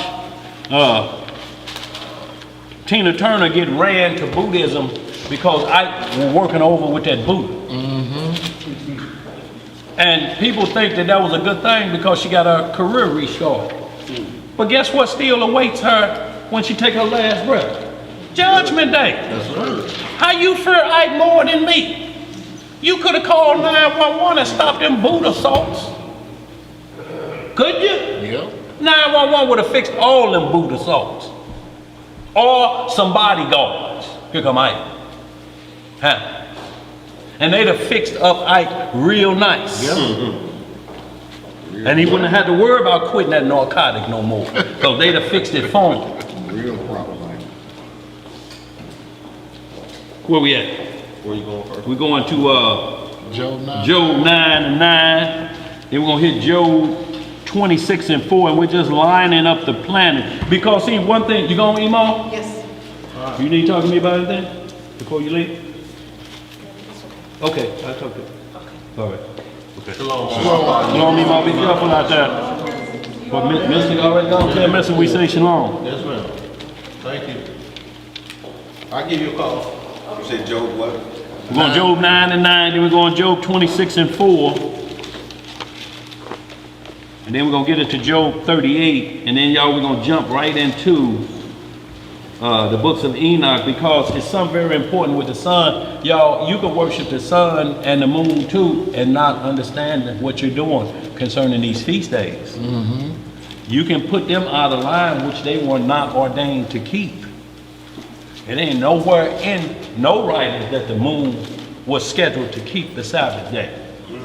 No, it's what it was for, a light for night. A And lesser a lesser light, and account for what day of the month of the Hebrew calendar that you do the Lord's feast days on to separate from any other day.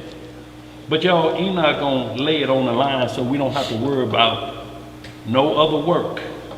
But the one who came and went up there and came back and told us what he wrote. And Moses copied the same thing. Yep.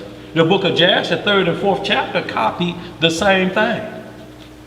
We see in here the book of Jude talks about Enoch taken away, right? Yes, sir. We see that in Genesis as well. So it lines up with the book of Enoch. We don't care about what somebody say, they don't read it because I didn't like what that said. Well, we don't like hexagrams around here, do we? No. But we prove it first before we say we don't deal with it no more. Prove Enoch is breaking the law of God. Any writings of the book of Enoch is breaking the law of God. Let's read some more. Where we at?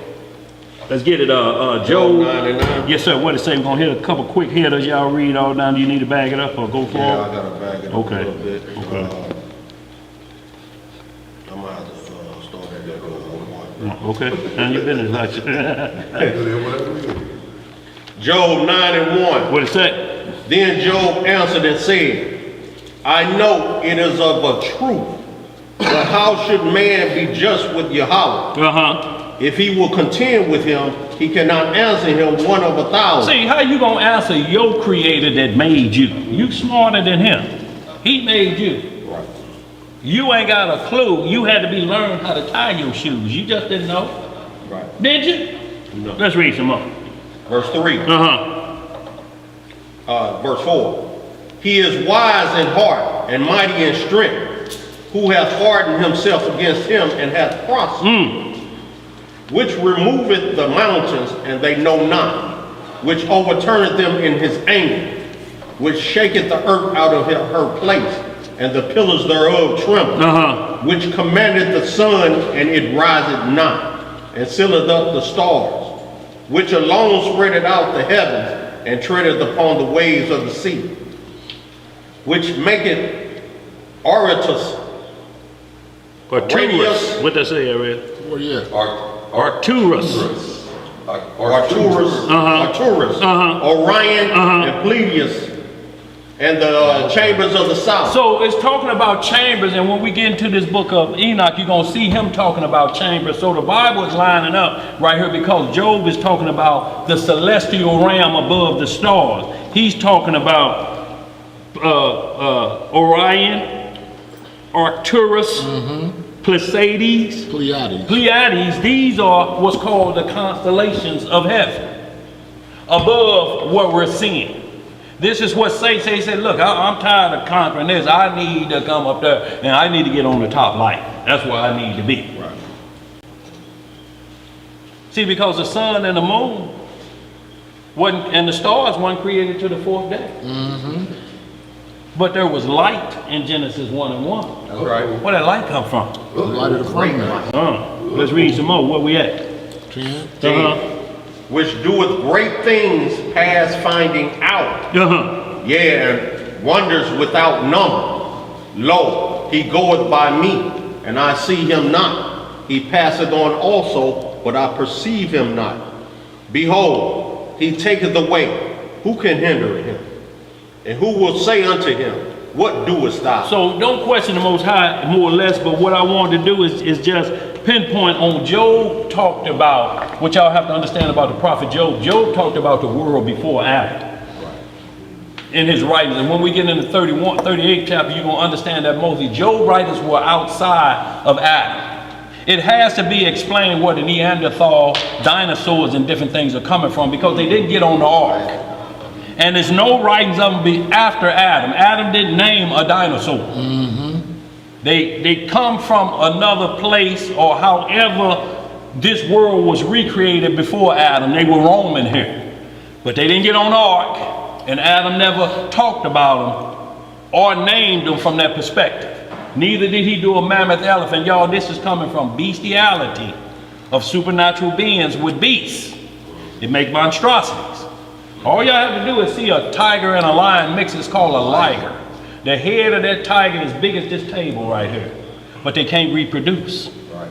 And that's coming back in. And something else, y'all, I was watching on the Discovery Channel today. Y'all make sure I make sure I put it down. It's called Life 2.0 Exploration Station.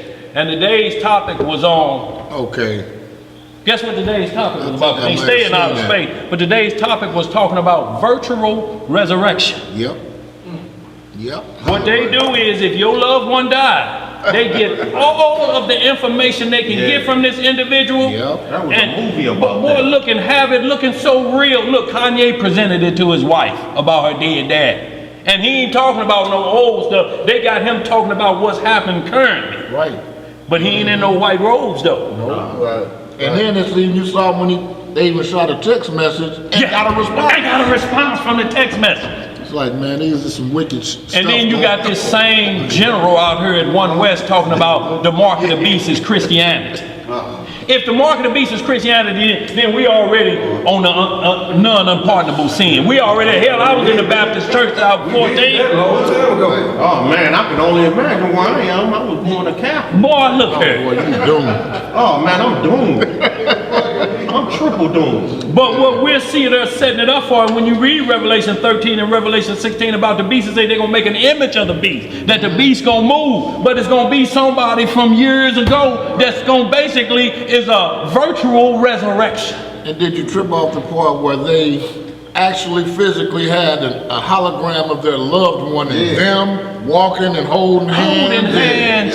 It's like, man, Y'all this is set a wicked. whole nother level of AI, y'all. It's wicked, man. They're getting you prepared. Alexis, open the door. Alexis, lock the door. Yep. Alexis, talk dirty. And Alexa, Whatever you require. and she got voice recognition. Boy, look here. She know who's giving the command in your house. Your husband didn't say that earlier. Right. She heard something good. Right. Yes, sir. Alexis don't need to be listening like that. Well, you know what? Got And the that, house in disarray. and that's quiet as kept. Now I just updated my Fire Stick, right? Right. I didn't know it had volume control and on off. I didn't even have to program that, and now whenever I turn my TV on, my Fire Stick is already on. Yeah.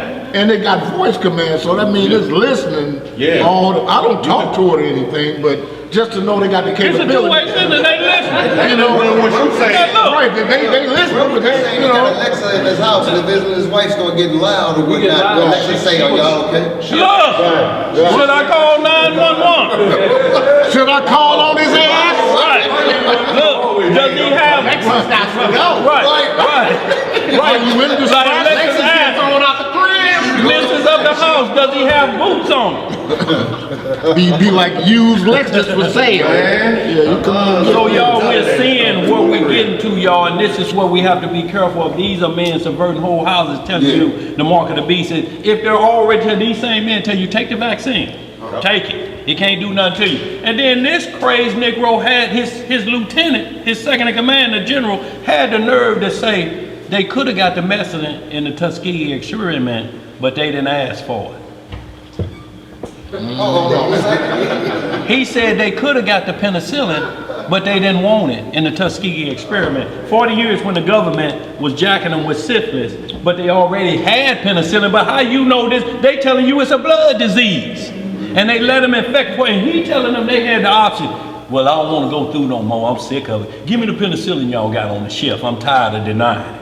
He actually let that come out of his mouth. So with them saying the mark of the beast is Christianity, they're going to tell you, go and take the mark. How else you going to eat? Now that's an unpardonable sin. The mark of the beast and blasphemy of the Holy Spirit. You cannot be forgiven. It say in this world and what? And the world to come. You cannot be forgiven. So this is what we're talking about, y'all. When somebody is telling you, you have to look, and he said, this is what they're going to do. They're going to make that beast move, but it's going to be an image of the beast. Virtual reality, they may bring Nero Caesar back or whoever is the candidate for Mr. 666, but his name won't be Ronald Wilson Reagan. It ain't 6 letters. Each letter has a number. Like if you look at your dollar bill, H is what letter? One. I don't know, A, B, 50 C, D, or E, something. F, G, H. H is number 8. So y'all got any dollar, if it starts with H, it's going to have the number 8. Yeah. Roman Latin numerals, Right. N means 50. E may mean 500. R may mean another I think L is 60. 50. L is 50. But those numbers add up to X is 10. 603 not Ronald Wilson Reagan, because it has 6 letters in each name. It's a number system that has to add up. But we still don't know, because that fit everything. Nero Caesar fit 666. Vicar Vicar on the Pope's hat fitted. Maitreya over in Arabia fits it. But you know what 2 Thessalonians 2 tell us? The weight. When you see him sit in the temple and proclaim himself God, then that's the Antichrist. The Most High ain't making this hard. We ain't got to go through no numerology. We ain't got to keep going, catch, man, it's Judas. I swear, I put my life on it, it's Judas. I carry you. Well, you playing a dangerous game. Right. Very dangerous. Because he said, this how you gonna know him. Wait and see. If somebody say, I am God that y'all been waiting on, and you look up and see the sun and the moon, you know where we at. Right. You got 1,290 days to get yourself together, because the second 1,290 days, he gonna rain hell on earth. hell that we ain't even seen yet. Y'all think Trump is a bad man? Y'all don't know a bad man yet. We're talking about the son of the Antichrist. He said he should destroy many through peace. Oh, I should say the Antichrist, the son of the devil. Son of perdition. Destroy many by peace. So his peace is going to destroy. So what kind of peace is that? Right. See, we getting stimulus checks now if you just work. But next they're going to ask, if you want these stimulus checks, y'all know what to do, get down to the post office. Or turn your phone on this channel and we're going to lock you in with your mark. Hell, we can't leave home now without it, can we? What we going to do when they say, especially these teenagers, that's going to be anarchy. Right. Give us all of your phones. They're trying to make us take it longer to be there. Be looking at you like, you losing your mind, mama. Get out of my room. Let's read some more, y'all. Where we at? You are still in that. We're going to hold up. Y'all read the rest of that. We're going to get right to Job 26:4. And what we're doing is lining up again that Job spoke outside of Adam and Eve because it has to be explained. Y'all, we have to, it say prove all things. We have to explain the Neanderthal man, or you're going to be forced to say Genesis 1:26 was the Neanderthal man. Because you can't get the dead bodies nowhere else. But if you say that was the Neanderthal man, the only problem, God gave him command over the entire planet Earth. Right. He told him, you got to command, you got to worship me, male and female. That's what he told him, didn't he? Yes, sir. So if they're a caveman or a barbaric or a Neanderthal, hell, they don't know what fire is. They scratching in their rear, smell it and toss it to somebody else. No, we got to explain how did they get in charge of planet Earth then? Right. Because they were given commandments and power, wasn't it? Oh, man. It ain't adding up, so when it don't add up, we got to go back further. And then when we're going to get to Jeremiah 4:23 to tell you that there was a kingdom before Adam and Eve. He told Adam to replenish this earth, didn't he? Right. Replenish. You don't read nothing unless it was already before, don't you? Right. Let's read some more, y'all. Where we at? 26. Job and 26:4. Yeah. To whom hast thou uttered words, and whose spirit came from thee? Dead things are formed from under the waters, and the inhabitants thereof. Hell is naked before him, and destruction hath no cover. He stretcheth out the north over the empty place, and hangeth the earth upon nothing. So this is one that kind of makes you rethink if you're thinking flat earth. They say the earth is hanging on nothing. I don't care how many pillars you go get. Talk about, you still got to show where that pillar is fastened to a solid foundation. They say the earth hangeth on nothing. Well, how we know them real satellite photos are showing the earth is circled like that? How we know your auntie ain't your uncle? We ain't gonna keep getting into that foolishness. Well, these days, yeah. Yeah.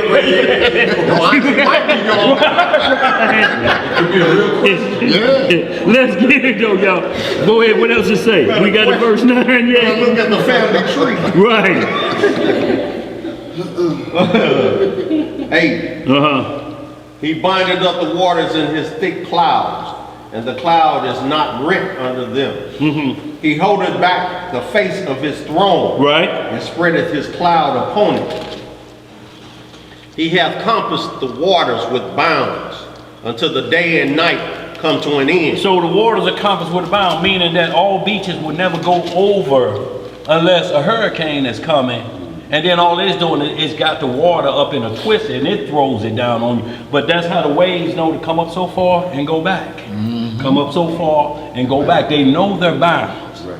Look, you can walk out to the ocean. If any of y'all, you know, that been out in the ocean, you almost can walk 5-6 blocks before the ocean drop off, and it's still waist deep all the way to that point.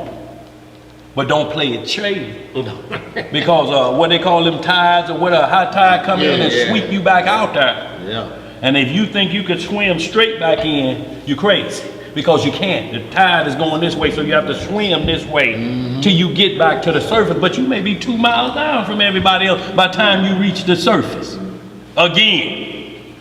But it knows its order. It's not going to go over its bank. All the rivers go into the sea, but yet the sea is not what?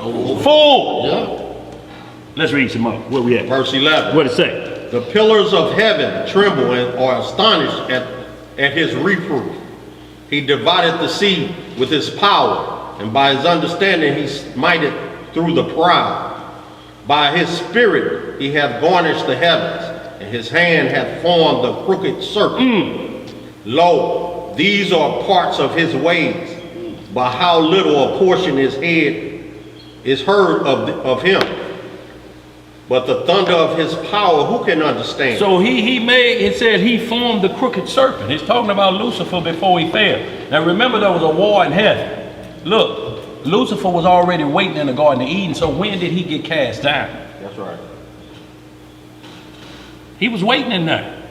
Didn't like this. Yeah, there you go. Yeah, that's his gal. Oh, Lord, they'll fix that brother up.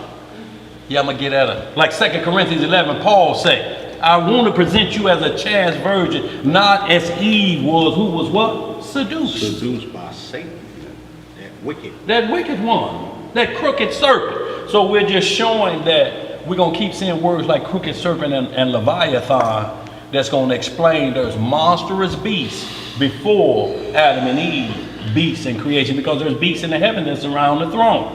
It was something going on with them angelic realm on their planets and what was happening there and what happened to planet Earth behind that. And it had to be restructured with Adam. Just like one man and one woman, and it kills that doctrine. You got to have many women. How many got off the ark? 8. And how many wives did each one of them have? 1. And they did populate the entire planet Earth. Not just Israel, not just the land of Canaan, but we talking about from them 3 boys and they 3 wives, this where all the population of planet Earth started. It didn't take each man having 7 wives, did it? No, sir. Didn't take that long. This is an end purpose. Where we at? That was it on that. Let's get Job, while we right here, 38. We're going to jump down to 31. Let me see if that's what I want, Job 38. And I just want to read about this realm outside of that. It may be just 31. Plays, yeah, that's what I just want. Yeah, that's what I want, just right there at 31. Is it starting at 31 life? You can start at Plays, just wherever that's at, 29. Hold on. Started at 31, but 31? it's 31. And Yeah, all I wanted was just 31, 32, okay. 33. Who was delivered? Man, you can start at 25. Turns out 25, okay. Yeah, 25. Okay. Oh, but you know what else I want to say real quick before I forget again. Happy Soul Day to my little brother Ezra. It's his soul That's Nat day. Turner? Nat Turner, Nat Turner, yeah. no wonder he said, I'm gonna slide on up in there. Yeah, it's his soul Hey, he day. gonna get on up in here. Happy Soul Day, 16, Nat man. Turner. Yeah, Yeah. yeah. Don't see how old he is if that a rented beard. He say anything, you can't have a beard like that no more than 22. Yeah. Yeah, man. It's on Okay, yeah. Start about, y'all, and what Job is talking about is he talking about vanity first. And my eyes beholding vanity. Job started off 1 through 4 or 5. He said, if I look at a maiden with these eyes and I look at her with lust in my eyes, then another could have my wife. And then he could get his friends and they could run a train on her. See, this is a man that made a covenant with his eyes. That I won't look at a woman like that. I don't care how hot it's in St. Louis, and I don't care how short those shorts are. They can be up to the back pocket. I'm not gonna look at her and then the next thing in my mind, I'm throwing a rag in the sink. Ain't gonna do it. If I do it, let them have my woman. Joseph was the same way. Boy, Joseph Shaw was the same way. Was in prison for 12 years Paul because was of the same way. Yes, sir. Paul said he made himself to be a union. Never would he look upon a woman to lust out. And what we talking about is, He took his wife that he would not lust after his wife, but to marry her under a righteous covenant. Yes, sir. So, y'all, these are physical eyes that he's talking about, a physical woman, but he's relaying it to worshiping the Most High as looking at another doctrine spiritually, like right. I'm looking at another woman. Or I'm going to look at that doctrine over there, the goddess Astoria, because there's a lot of humping going on with that. I think the grass is Green over there. So I'm going to look at that woman over there. Job said, no, can't have it. But y'all just saying that when y'all read all the way down, especially when you get to verse 10, what I talk about, then let my wife grind unto another and let others bow down upon her. So y'all keep seeing that. Job said this would be a heinous crime, but it's old to me if I look at a woman that way. Already got her undressed and bent over, and we just in a line ordering something. Right, you at the restaurant. Yeah, I'm throwing the rag in the sink already at the hot sheet joint. I'm peeping around the corner looking to see who look. You already there, and y'all ain't been in line, but they just called it next number 13, and you already there. That's what the Messiah said in Matthew 25. If you think to lust on a woman, you already did what? You already committed adultery. It don't mean you just can't think, but if your mind go there that immediately, and then you have to come back and say, okay, let me click back into reality. Well, if I do it to her, I got to get her food, clothing, and shelter. Right? Damn. And that changes your mind. That is the beauty of that and the wonder of desire. Boy, look here. And then then sin has not conceived. You can't let sin conceive up here. That's right. You can't sin in your sleep. You can't have your way in your sleep. You can't rob banks. You can't you don't eat no pork. You can't be at a pork chop delight buffet in your sleep and think, hey, ain't nobody gonna know. No, they're gonna be like, ooh, baby, your breath, something is really going on. What was you dreaming about? Boy, look here. No, that was a buffet of. No. Let's get it. Where we at? You at that verse 25? Yeah, let's get that real quick, y'all. Job, is it still on me or is it? You're still on you. Zeb? Yeah, it's Job chapter 38. 38, verse 25. What it say? Who has divided the water course for the overflowing of waters, or a way for the lightning of thunder, to cause it to rain on the earth where no man is, on the wilderness wherein there is no man? See, so he's asking all these things where there's no man, and you ain't got to worry about cultivating crops. Why does it rain there? Because it has to rain. Now, vegetation has to be all over. Vegetation keeps oxygen in the air. Exactly. If it wasn't breathing, gonna be tough. That's why you breathe so better out in the woods than you do in the city.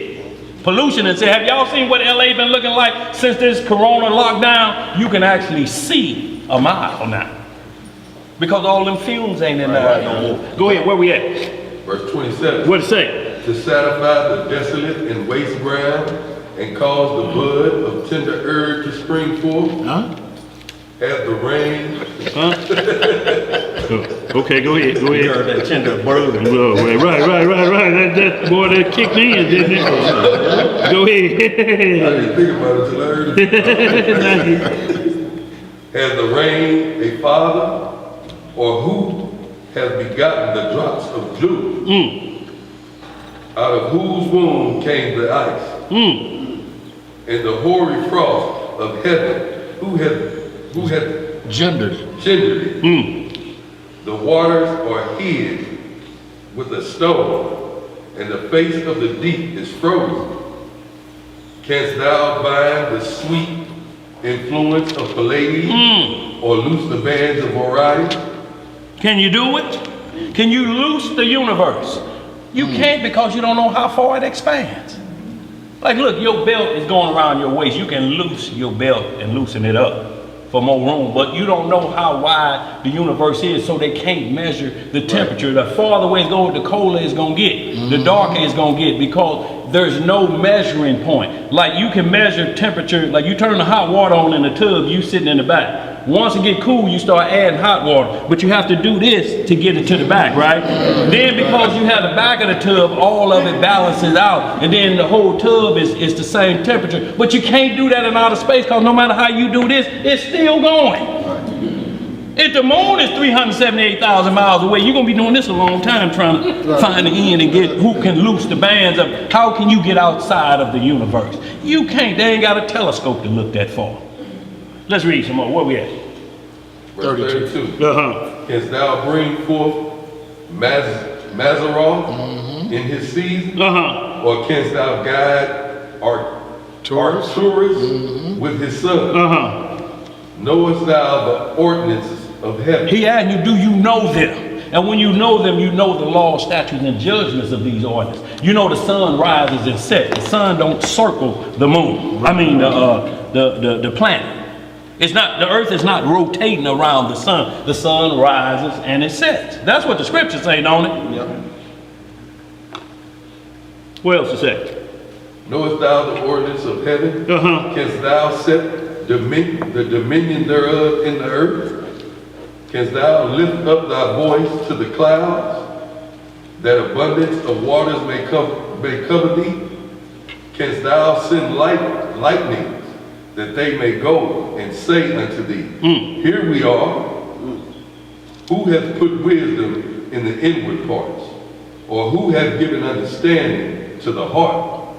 Who can number the clouds in wisdom? Or who can stay the bottles of heaven?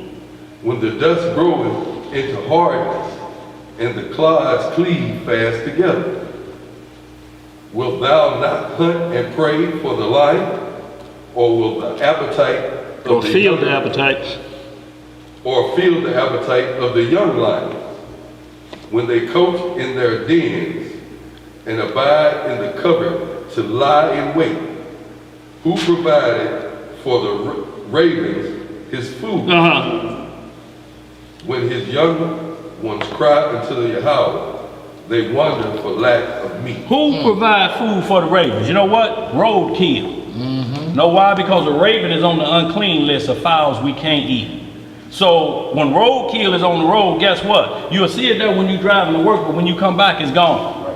He feeded them with that, but they're unclean birds. They're birds of prey. So we shouldn't be eating raven. But does that mean you can't have a raven around? Who took Elijah's food when Jezebel was out there? What? A raven.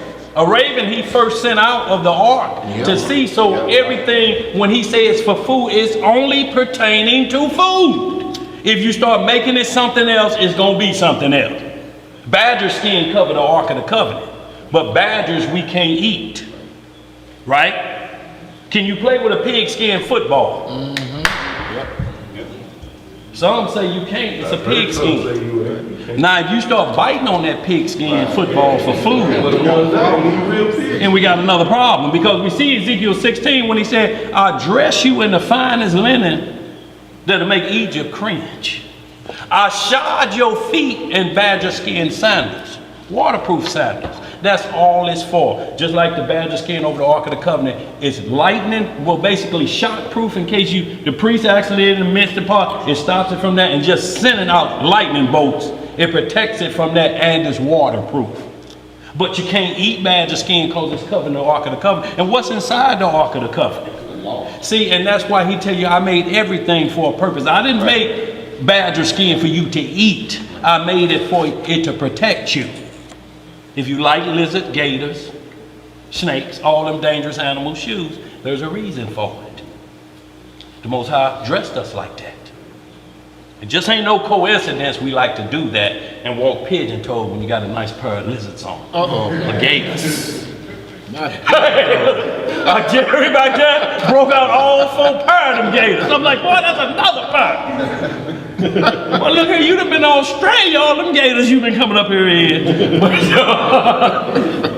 But the Most High say we supposed to enjoy those things. You ain't supposed to be in sackcloth and ashes all the time. We that people. But he said you got to work for those things if you want. You can't take them from your neighbor. You can't covet your neighbor's gators. You got to work and get your own gators. Now later gators. Now later gators. Any color you want, but you go punch a clock, you got a receipt for them. Where we at? Let's get this, just wanted to get that 38, but while we're in it, because we're going to deal with Leviathan and who he is, let's get that Job 41 while we're there. I'm just going to read a couple verses. Y'all read the whole thing of that, because it's telling you about Leviathan, who some look at as, what's that thing in Tokyo? Godzilla. That's described as a Leviathan or a flying dragon, but what we're going to understand is when you see it in the book of Enoch and it's comparing that to a something, all throughout these scriptures we see Leviathan going to be compared to Satan. You know why? Because it's the king of the sea. The Most High compare us to some, like he said, Judah, y'all like the lion of the tribe of who? Judah is like the lion of, well, the tribe of Judah is like a lion, I should say, compared to that. The king of the jungle. So down here where all wickedness on, we're the king of the jungle. It don't mean we lions. It ain't got nothing to do with being a Leo. Right. Because that's what's gonna creep in next. See, the Lord do horoscope, why Judah the lion? Well, Who the Capricorn in the... right. What tribes are there? Right. Who's the, what's the two-headed... Gemini. Who two-faced? Right. Who want that? Look, and then you start talking about, oh, you a Capricorn. C-O-A-N is Capricorn, according to your doctrine. But if you're asking me about Maseroth or Orion, I seen somebody get that tattooed on them. Capricorn. Boy, look here. You can spell the wrong name. Like you have no regrets, and they put the R in the wrong place, and it'd be no regrets. Y'all, we're gonna get right back to it, y'all. Let's get to the heart of matter. Job 41. And y'all, what we're talking about, the celestial realm before things hit planet Earth. Go ahead, what it say, verse 41? Verse 41? Chapter 41, verse 1, I'm sorry. Job chapter 41, verse 1. Canst thou draw out Leviathan with an hook, or his tongue with a cord which thou lettest down? So can you grab him like you do any great shark or anything like that? Is Leviathan able to be took like that with regular fishing equipment? Fishing hook. Let's get some more. Canst thou put an hook into his nose, or bore his jaw through with a thorn? Will he make many supplications unto thee? Will he speak soft words unto thee? Will he make a covenant with thee? Wilt thou take him for a servant forever? Shalom, y'all. Y'all be careful out there. Wilt thou play with him as with a bird, or wilt thou bind him for thy maid? So they're asking all of these things about Leviathan. So right now you're saying, is this physical or this some spiritual thing it's talking about? It's talking about both because things are always compared to something. Leviathan is as powerful as the thought of the Loch Ness Monster that ain't nobody seen. But if we see that, we'd have found the largest creature ever existed in the waters. This is what Leviathan, ain't nobody been able to catch it. Hell, ain't nobody been able to catch Bigfoot yet, is there? No, they call How do you keep escaping? There's an old white man that said he was in the soup back in the... No, that wasn't Bigfoot. For real, man. They called him, man. They interviewed him. Go ahead, bro. They even documented his walk. They say it's the same walk. Right. And see, y'all, and that's why we have to be careful when you're looking at things after its kind. Because that's considered a monkey man. So it said he came first. So are we after that kind? Because it has 2 arms, 2 legs, 2 eyes, a mouth, and a nose. Are we after that kind? No, we ain't. So just because it looks like something, it may not be something. Birds look alike, but it's a difference in certain birds. Right? Beasts look alike. Some dogs look alike, but dogs look different. But when you talk about after their kind, do they do this all the same thing? Right. And what we're talking about is dogs or animals of prey. They eat meat. They'll eat blood. They hunt their food. And if you don't believe it, keep missing feeding your dog and go outside and you wonder how you get off that chain. You'll see somebody with film of them looking back and say, shit, I can hunt more food than you feed me. Oh, yes. Let's get some more. Looking at you like a hot dog. Like a hot dog. Where we at? Verse 6. Uh-huh. Shall the companions make a banquet of him? You gonna cook him up like shark pieces? You gonna feast off of him like you would in all other things? Yeah. Go ahead. Shall they part him among the merchants? Canst thou feel his skin with barbed irons, or his head with fish spears? Lay thine hand upon him, remember the battle, do no more. Behold, the hope of him is in vain. Shall not one be cast down even at the sight of him? The hope of him is vain, and we're gonna see who he is in the end. Go ahead. None is so fierce that dare stir him up. Who then is able to stand before me? Who hath prevented me that I should repay him? Y'all read the rest of that. Let's skip down to verse 26, and we're going to read that out. Y'all read all in between because it's just showing the power of this beast. Y'all, so we understand that ain't never no beast in the sea been talked about like this. Jonah and the whale was just talked about real briefly, that it just swallowed it up, but it said the Most High prepared a great whale. It ain't the question we got to answer, man, you believe that, man, a whale. Man, how they going to breathe? They missed the part that said he prepared a whale to receive Jonah. So its inwards was fixed like a cavern to hold him in there until he spewed him out. See, and that way you don't get caught up in trying to defend. The word defends itself. Just like he prepared an ark. What boat that you can prepare now that'll hold all the animals on earth, clean and unclean men, and then go through 40 days and 40 nights of a torrential downpour? And not only that, but what they call it in the earth, when the fountains of the deep came up too. So planet Earth, where you have like how people dig for oil as well as water, and they dig down there and they get a well, all of them start spouting up too. So this how fast it was, and that boat held it. And it held all them animals in there because he prepared like that. This is how you got to put it together. You and your sons. And everybody was mocking, laughing. Man, where the hell they gonna put it? That ain't no water. Right. They just building a boat for what? Is it gonna be a club or what's happening? Ain't no water. As soon as that first drop hit, if you find an ark door, there'll probably be fingernail prints in it this deep. Your squirrel werewolf was digging trying to get in there. Because everybody gonna be knocking on the door. Just like the 10 virgins. Let us in that we may get some oil. They're like, no, you got to go shopping somewhere else. No, the 5 virgins. The 5 virgins, yeah, you got to go shopping somewhere else. We got our oil, we inside. But this is like manner in you sealing up your faith in Christ right now. Yeah. Right. Whereas people are mocking you right now because, like many would say, man, y'all don't celebrate the holidays and have fun and everything. Oh, we celebrate holy days and have great fun. Right. But see, they will mock us as not being part of the world. Y'all don't have no fun. Y'all don't enjoy yourselves. Y'all don't do nothing. Woo, woo, woo. But what we are doing is sealing up our faith. Like Noah. We're preparing that ark. Yes, sir. Right now. And sealing it up.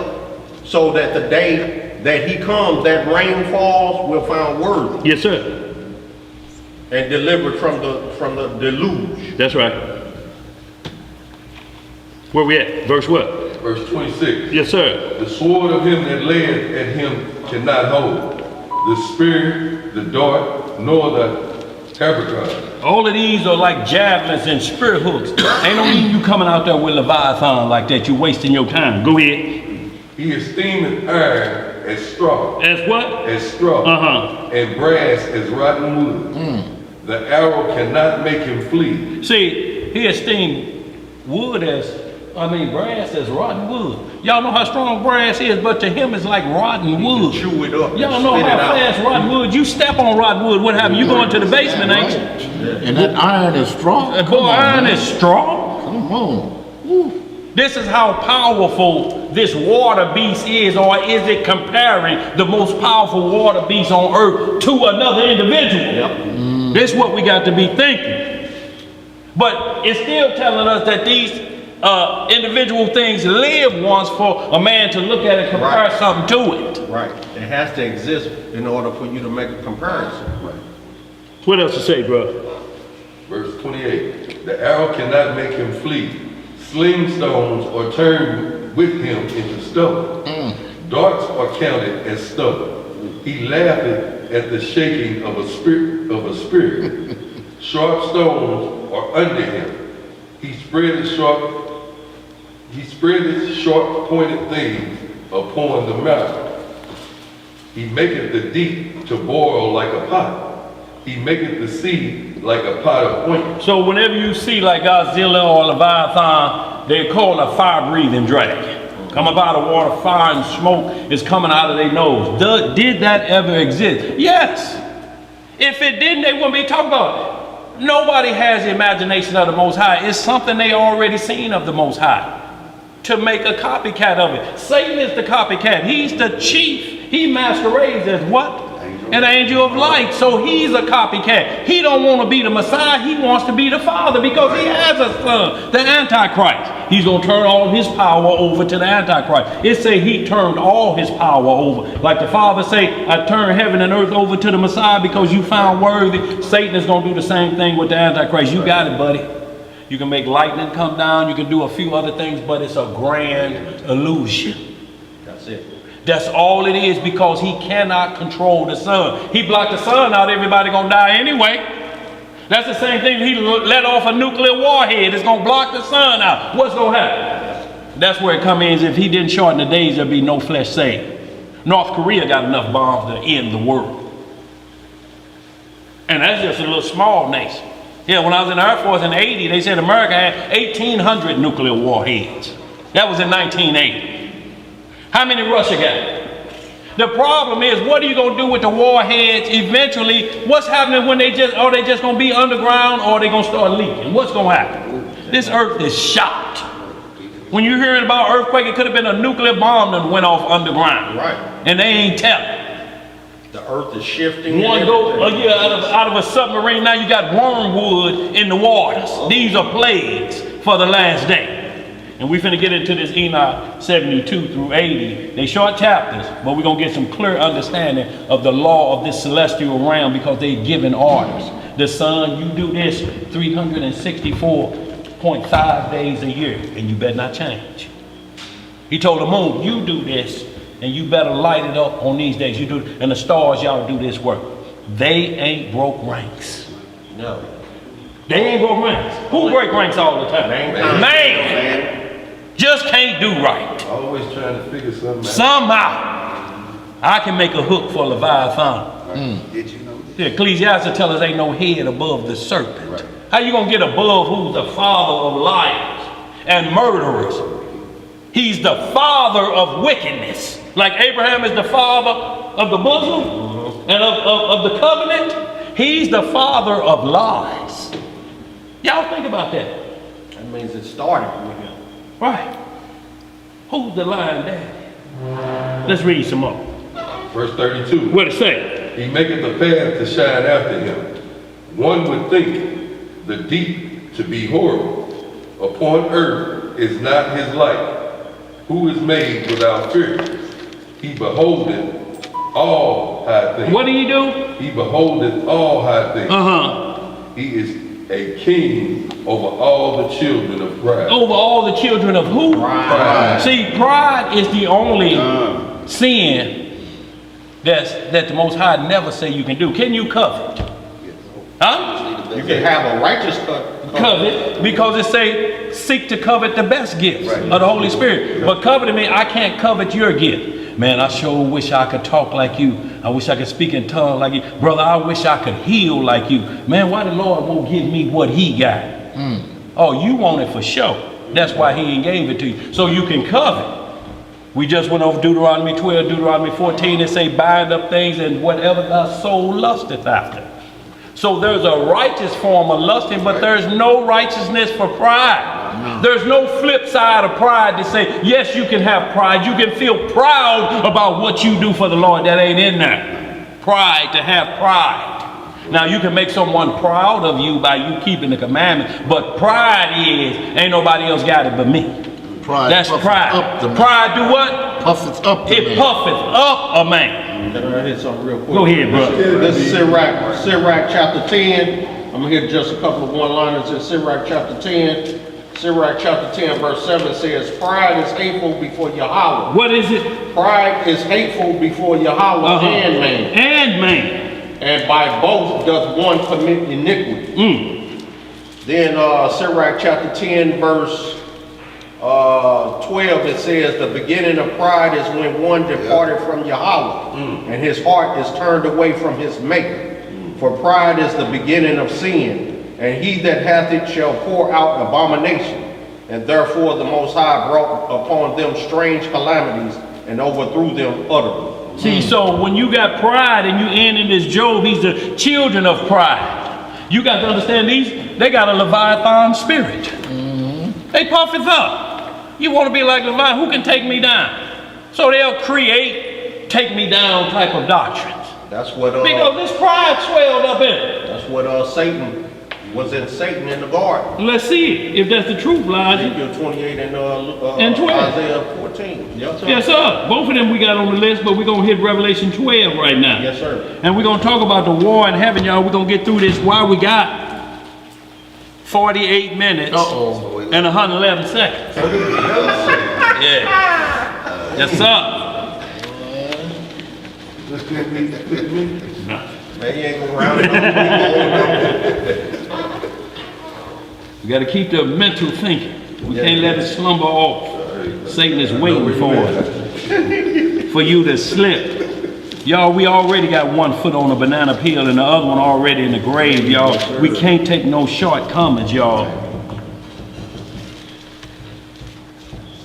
You going to Revelation 12 and 1. So I'm trying to stop doing Oh, that. okay. One of these nails that came out back here because they don't normally do that. Either that or you got a nervous condition. No, Okay, I'm just messing with you. Go ahead, bro. I'm just messing with you. ain't nothing new on back there. Yeah. Let's get some more. Where we at? Is it on me? Yes, sir. 12 and 1. Where we at? Revelation.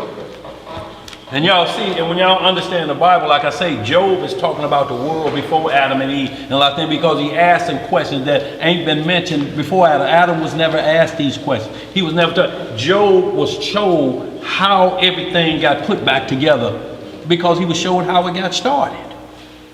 Job was showed that. Enoch was showed that. So when you read now Revelation is just jumped into before the Garden of Eden, what we getting ready to read. This is before Adam and Eve. Let's read. What it say? We're reading in the book of Revelation, chapter 12, and we're going to start our reading in verse 1.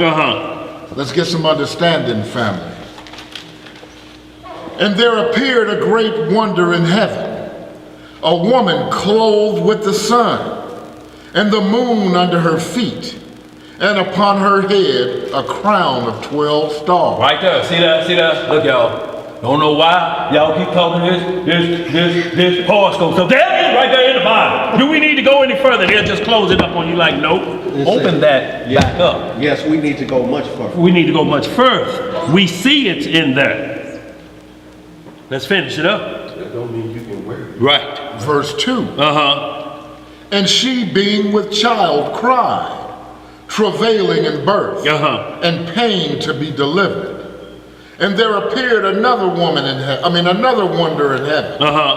And behold, a great red dragon, having 7 heads and 10 horns, and 7 crowns upon his head. So we see right here this great red dragon. Why is it being similar? And this was a war in heaven. See, this war is taking place before Adam and Eve. Or we got to find where it took place after they were created. One or the other, all you got. Let's read some more. Verse 4. And his tail drew the third part of the stars of heaven, and did cast them to the earth. And the dragon stood before the woman which was ready to be delivered, for to devour her child as soon as it was born. So we see this great dragon, and he pulled a third of the stars. So we see here, you think it was just a group of stars just chasing them, or was these stars considered angels at the time? Because you got to understand prophecy. When the Bible called men stars, when they call angel stars, when they call the original stars, and you explain that, and then when it calls the big light, the planet stars. So the language is there, you just have to keep reading. If you let them close the book on you, they may be closing the wrong star on you. This one is talking about that star, that angel who fell, and those that fell with him. It's not talking about the stars that light the night and the moon. So you can't get that mixed up, so you have to reach for your subject matter. You have to start at 1, or you have to read like we always say. Go down 3 verses, or back it up 3 verses, so you get your subject matter. If you don't get your subject matter, they can run any game on you. Let's read some more. What it say? Verse 5. And she brought forth a man-child, who was to rule all nations with a rod of iron. And her child was caught up unto Yah, and to his throne. Right. And the woman fled into the wilderness, where she had a place prepared of Yah, that they should feed her there 1,260 days. 1260. And there was war in heaven. What was there war at? In heaven. Michael and his angels fought against the dragon, and the dragon fought and his angels. So it was a major scrap up there. But we get into the book of Jude, you see who won that contest. Go ahead. And prevailed not. And what they do? Prevailed not. Neither was their place found any more in heaven. See, so they got kicked out. Did that happen after Adam or before? Before. Let's read some more. Verse 9. And the great dragon was cast out, that old serpent. That old what? That old serpent called the devil. What is he called? The devil and Satan, which deceiveth the whole world. Just the south side. The whole world. Just deceiveth Kinlock. He deceiveth the whole world. Go ahead, bro. He was cast out into the earth, and his angels were cast out with him. So we see what stars this is talking about now. Because it say his angels were cast out with him. Those were the third part that he drew. So you can't let him close the book on them. Right. So we understand what stars we dealing with. Go ahead, bro. Verse 10. And I heard a loud voice saying in heaven, now has come salvation and strength and the kingdom of our Elohim and the power of his Hamashiach. Yes, sir. For the accuser of our brethren is cast down, which accused them before our Elohim day and night. And they overcame him by the blood of the Lamb and by the word of their testimony. And they loved not their lives unto death. See, so this is telling you he was cast down on here. He still got a vendetta against the Messiah and the offspring. So anybody that love the Messiah, I got a vendetta against you. Right. I'm on the hit. Y'all on my hit list. Yeah. I ain't gonna stop. I started this in the garden after y'all. See, he always come after salvation. Y'all got to understand that when Adam had no sin, he showed up. When Moses went up to get the law, who was down there causing the Moloch? Didn't they just get saved coming out of Egypt? When they saved, sin free at that point, right? Yep. Lot gets saved, and the first thing Satan show up, look, ain't no more y'all left. Y'all need to get some wine, get your daddy drunk, and have a baby by him. That's what Satan said, y'all the only ones left. But they knew it was an abomination. Because there's nowhere in Genesis to Revelation or any other books where a father can have daughter or mother can have son. Brothers and sisters when it's newly starting out, but never ever a father and daughter or mother and son can ever happen. I don't care what the situation is. It ain't never been designed like that. So Lot got it as soon as he come out, right?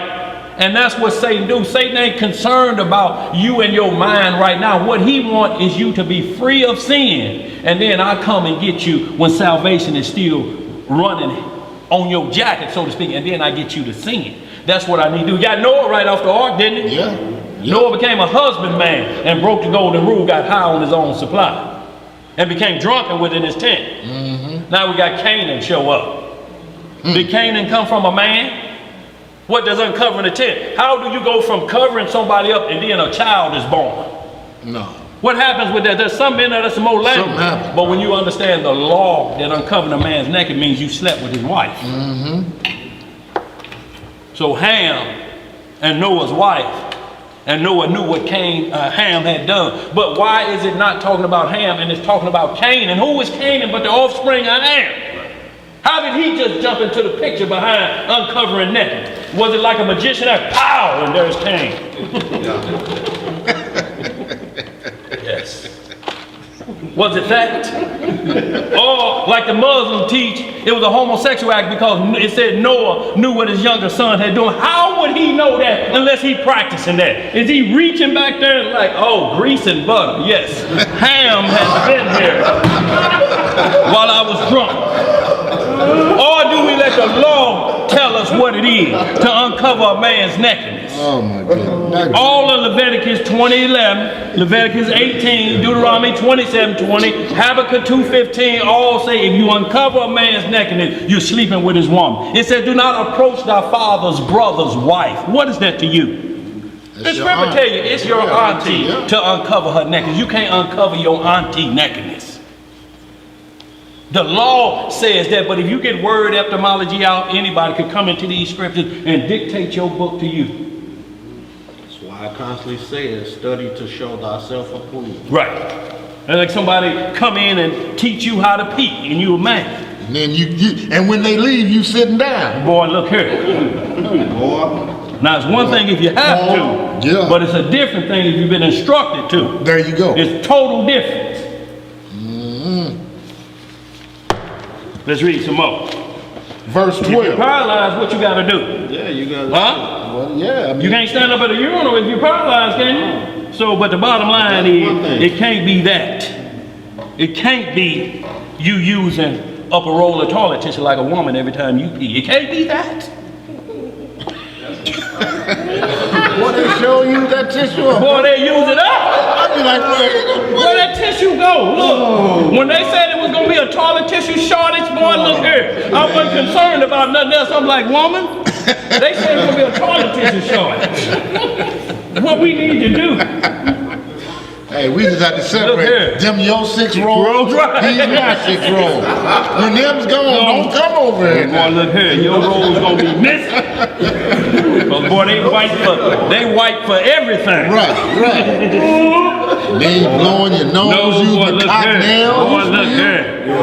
They clean their fingernails out. Come on. Y'all know how we are, boy. Hell, if we didn't have to have a... Our sister's gonna be looking at y'all crazy. Because if it was up to men, we'd take a bath with the dish rag we wash dishes with. Yeah, it's still really wet. Rinse it out. I rinse it in hot Rinse it water. out. Yeah, that cup clean. Come on, y'all, we ain't got but a few minutes. Let's finish it up, y'all. Be in your bathroom. Boy, is that a dish rag? Boy, look here. Boy, you have scratches on you like you've been cleaning the stove. Boy, look here. With the Brillo weed on it. Boy, look here. Use the Brillo as a loofah. Boy, you talking about don't want a woman right. Need a woman Boy, around. look here. If you use that's that why he rag like we wear our drawers, shit, if they didn't, boy, look here. Let's keep going, boy. You understand why he didn't find it, the wife finding the Good thing. Well, because if it was left to us, it wouldn't be but one fruit on that fruit of the loom tag. You're like, shit, it's just an apple? Be in there smelling the lines. Y'all can wear this again. Look here. And that's why we got to be careful, y'all. Look, these TVs are two-way systems. Y'all got to be careful. You can't be just sitting there scratching and then smelling. They watch, they be like, look at it. Look at it. Why you smelling them socks? He had them on yesterday. Let's get back to it, y'all. What verse we in? Verse 12. Yes, sir. No. Don't shake my hand.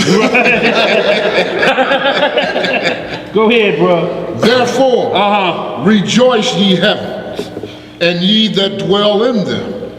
Woe to the inhabitants of the earth and of the sea, for the devil is come down unto you, having great wrath, because he knoweth that he hath but a short time. See, it says, woe to the earth and where else? The inhabitants And of to the sea. sea. So where does Leviathan lie? And see, because it's using it as the world, or like you see a sea of people, like you look at it, like Michael Jackson concert over in Bucharest. I mean, it looked like people as far as the eye can see. They said there was a sea of people there. Just like they do the Cardinals the Yes, sea yes, of sir. red. Sea of red, yes. Yeah, yes, sir. Where else we at? Verse 13. What it say? And when the dragon saw that he was cast unto the earth, he persecuted the woman which brought forth the man-child. And to the woman, that's woman. Yeah. And to the woman were given 2 wings of a great eagle, that she might fly into the wilderness, into her place, where she is nourished for a time and times and half a time from the face of the serpent. So it says the woman was given, so it says still 1,290 days in the wilderness. Where is that at? And what constitutes 1,290 days? How many years of that, what it is? What's the number? Y'all, but it's telling us about those days. It's not to break it down into years, but into days. That may be 2 years and 6 months. That may be 3 years and 4 months. But when you count the number of the days, not break it into years, then we won't get sidetracked and we won't keep saying the world going to end in 2000. The world going to end in 2020. If Ezekiel 20:33 say the second coming going to be just like how we got brought out of Egypt. In Egypt, it wasn't all that, was it? Nope. Look, all the 12 tribes came out, didn't it? Yep. Not one plague came near us while we were in Egypt. Right? Right. But as soon as we get into the wilderness, here comes Satan. Yeah. With his dirty tricks again. As soon as you cleanse out your house, Here he comes. here he comes. And y'all, he ain't just started. Did you finish that? No, we got 3 more and we'll be done in this chapter. Verse 15. And the serpent cast out of his mouth water as a flood after the woman, that he might cause her to be carried away of the flood. And the earth helped the woman, and the earth opened her mouth and swallowed up the flood which the dragon cast out of his mouth. And the dragon was wroth with the woman, and went to make war with the remnant of her seed, which keep the commandments of Yah. Which do what? Keep the commandments of Yah. See, this is the remnant of her seed. This ain't got nothing to do because you know you Israelite. Right. There's a key factor in there. Which do what? Keep the commandments of Yah. Yeah. And have the testimony of Yahweh Shah HaMashiach. So this excludes a non-messianic. Yes. Even if Exactly. you know he is real. Yes. They don't keep the testimony of Messiah. Exactly. So this ain't talking about you, y'all. This is happening up here. This spiritual wickedness way up here. We're not talking about just a group of people because you call yourself Israel. If you don't believe in the Messiah, you is worse than a heathen or an infidel. That's right. Messiah ain't no respecter of persons. No. That's the king. That's Leviathan that deals with pride. And y'all just, we don't say it here, y'all just read Ezekiel 28, start at 12. And you're going to see what caused Satan to fall. There wasn't no evil spirits up there. It says pride was found in him. He looked at his beauty and he like, I got to be the beauty. Look, the Lord, look, he wished he could look like me. That's why he made me to look like this. He made me more prettier than he is. This Satan, y'all, full of pride. And grab the angels with it. Man, y'all can hang around here if y'all want to. I'm up. So when you read No, that, you down. the Most Cast High down. created good and evil. He created Satan, and evil was found in him. That's right. He didn't create the evil that Satan brought forth. Right. He created where evil came from. That's right. Because he created evil. when you break the law, evil is created. Right. That's what creates evil when the law is broken. But Satan was made perfect. It said in the script, he was made perfect in Ezekiel. Right. He had a breastplate on. He was led to choir in heaven. He had the pipes. Made in him. That's why every time you see him around, he's around music. He controls the music to this day. Music has to be mastered. It controls the thoughts of individuals. Bust up your head to the white meat. And that beat hitting and you up in the club like, who head can I just split open because this music is set? Man, don't do it that way. Okay, song get you. Look. Boy, well, I hope this one bust your head, Lila. You got the jelly head. But I just understand what you're saying, bro. But still, y'all understand what I'm saying? Songs do that. That's why the music always leads the battle. Or whatever war we went to, the band took off first. It's just like competitions in sports, the band come out first. When like I say, USC come out there blowing them horns, people get scared to death. You already shook. When we went to war, the singers and the porters went first. Right. The Look, band went first. the singers went first when we rounded Jericho. Then the horns came out. Sung them to their demise. Didn't they do that in over in Iraq? They played music on. Oh, that drove them crazy though. Yeah. How you gonna But I'm just saying. Yeah, but that's what they do. It's either used for good or Oh, evil. look, you get barricaded in the house, and when they throw that big speaker in there 10 times the power this one Zeb got, and then they throw flashbang, and then they just turn it up. Come here, come here, come here, come here, old fellas. Come here, and you hear that all day and all night on 10. Boy, you coming out like this, waving the white flag. Shit, I can't take no more. Turn that music off. Looking like Three Stooges. Boy, look here. Surrendering. They know how to do it. It's torture. You think about that. You're trying to sleep and then they crank it up, the volume up again. You jump up again. I just want some sleep. I just want some sleep. And they say, okay, you can sleep. And they turn it down.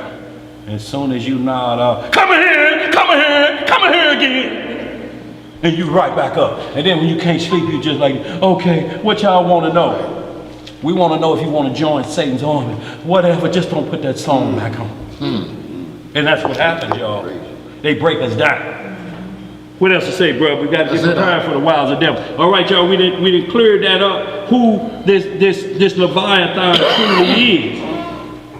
And we're going to see just a little bit more of who he is. Revelation 20 and 2 while we're there. And then we're going to go to Isaiah 51 and 9. Y'all, we may have to get a little bit more homework, but we in the 4:30 hour? Yes, sir. Okay, we got about a half hour. So y'all, we're gonna try to get into these Enochs and let them roll, because we need to see what Enoch saw. But we may have to skip through a certain things and have y'all do a little bit of homework. Ain't nothing wrong with no self-study. Y'all, it's an open book test. It's open book test, y'all. All the answers are in the book.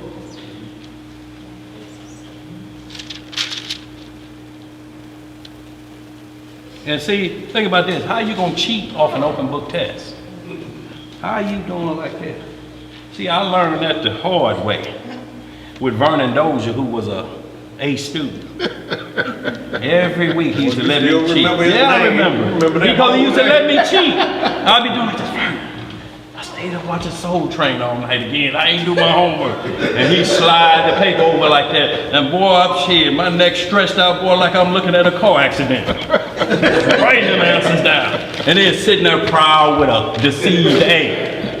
Well, Vernon got tired of that. And he slid that paper over with all the wrong answers, conquering feverishly. And when she gave him his A, I was smiling. I'm like, yeah, pass that one this way. Boy, it was 6 flags over my classroom. I'm like, wait a minute, something wrong here. He didn't even look at me.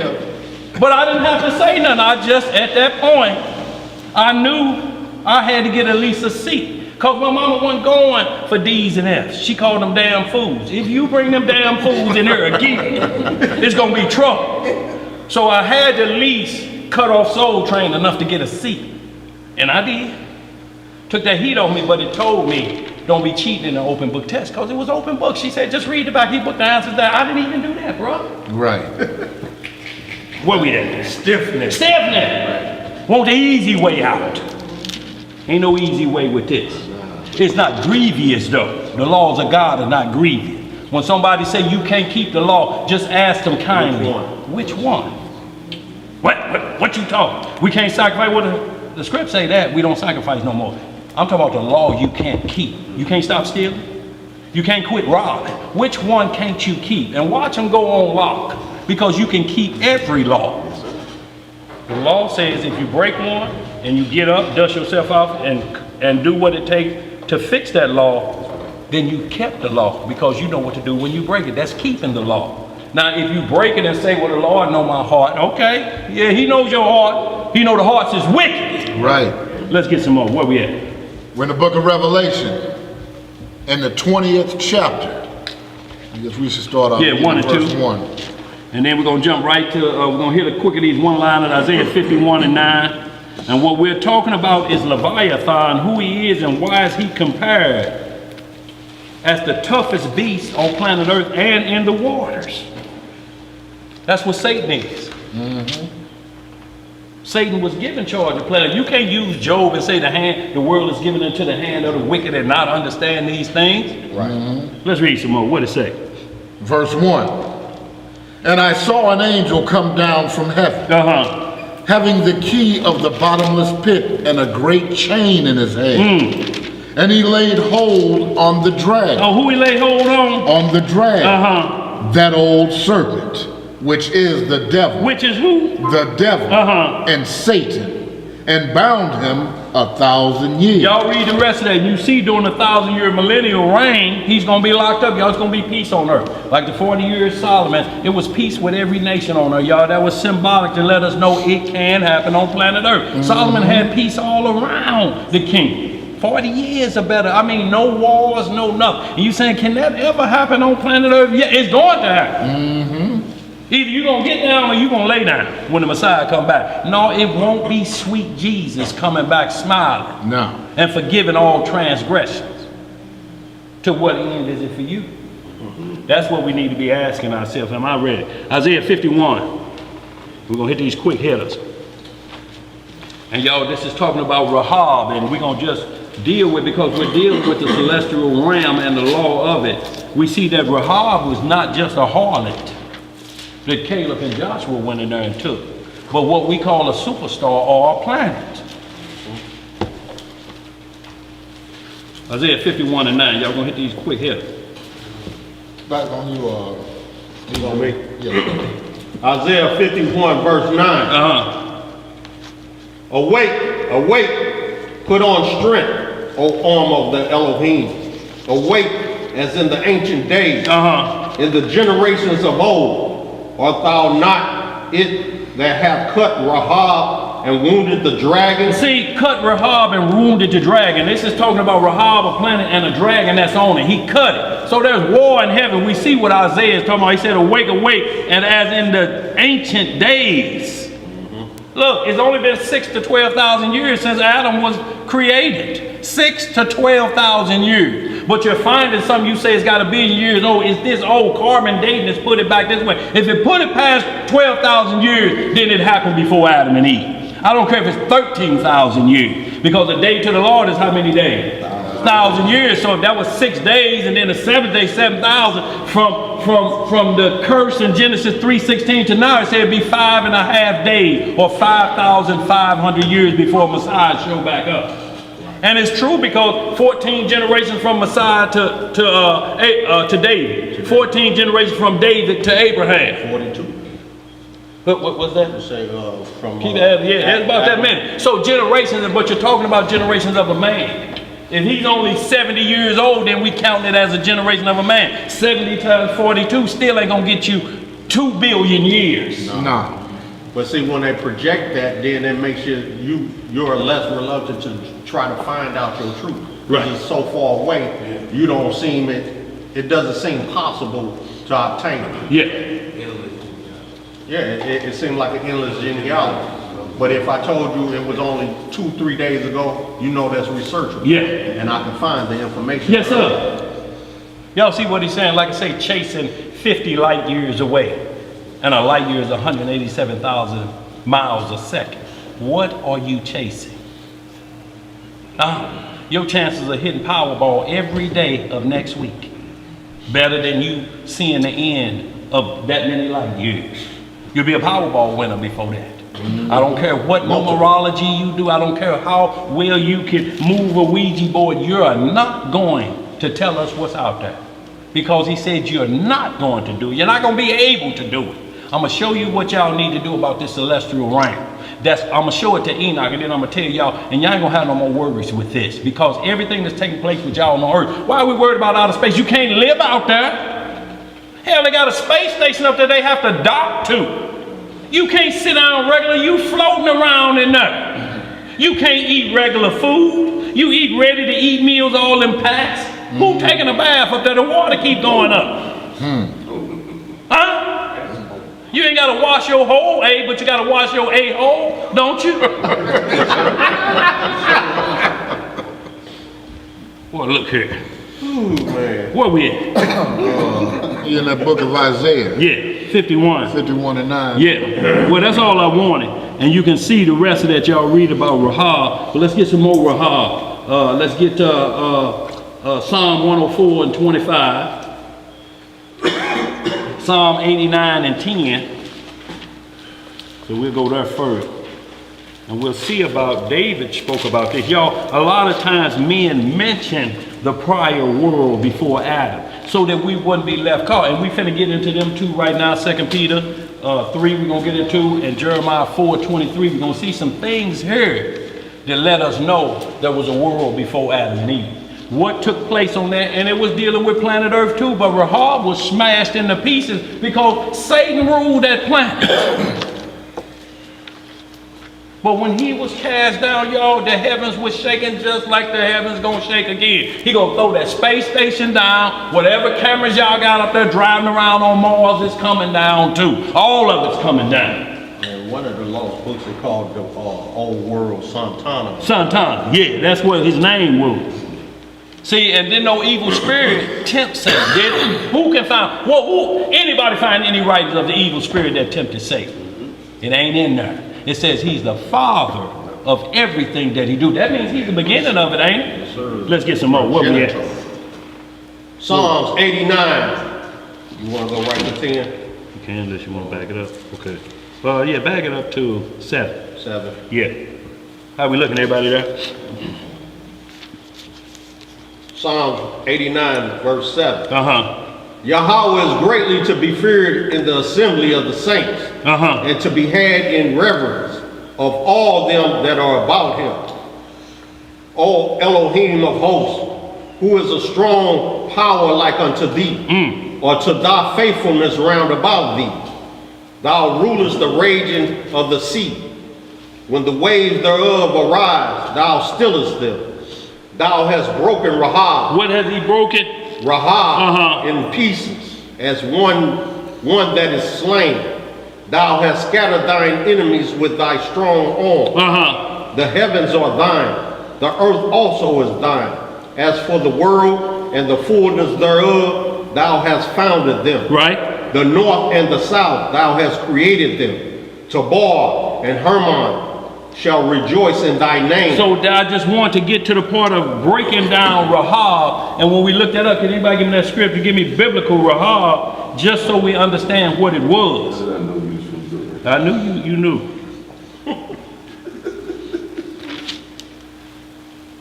See, that nervousness and got out of you. Y'all don't hear none of this while you looking for it. My leg is still shaking. You are calm. Weak spot, though. My leg's still shaking though. Okay. He ain't on the weak slab no more. Yeah, ain't on the weak spot. It's 872.94. Rahab, the same as 872.93. And let's see. An epithet of Egypt. Epitaph. Of Egypt. Storm, Erica, mystical sea monster. What is it? A mystical sea monster. See, a mystical sea monster. See how Rahab is still connected with the dragon? See, that's a mystical sea monster. They call it a sea monster. The scripture call it Leviathan. See, they can call it whatever they want to call it, but they got it out of the scripture. Go ahead, what else it say? Mystical sea monster, storm, arrogance, Reddit. Or what y'all can do is just do Rahab, biblical Rahab in the scripture, or the planet Rahab, and it's going to list these same scriptures, but it'll tell you it's in the heavens, so to speak. But we see none of this what you just read or none of we just read got nothing to do with Rahab that Caleb and Joshua went to, is it? No. So it ain't got nothing to do with a prostitute. Right, that's Rahab. See, this is the king of the prostitutes that this talking about. So y'all get a little bit more of that, but give me that Psalm 104. And you start about 23, maybe. Or you start at 24, it's Psalm 104, verse 24 and 25. Psalm 104, verse 24.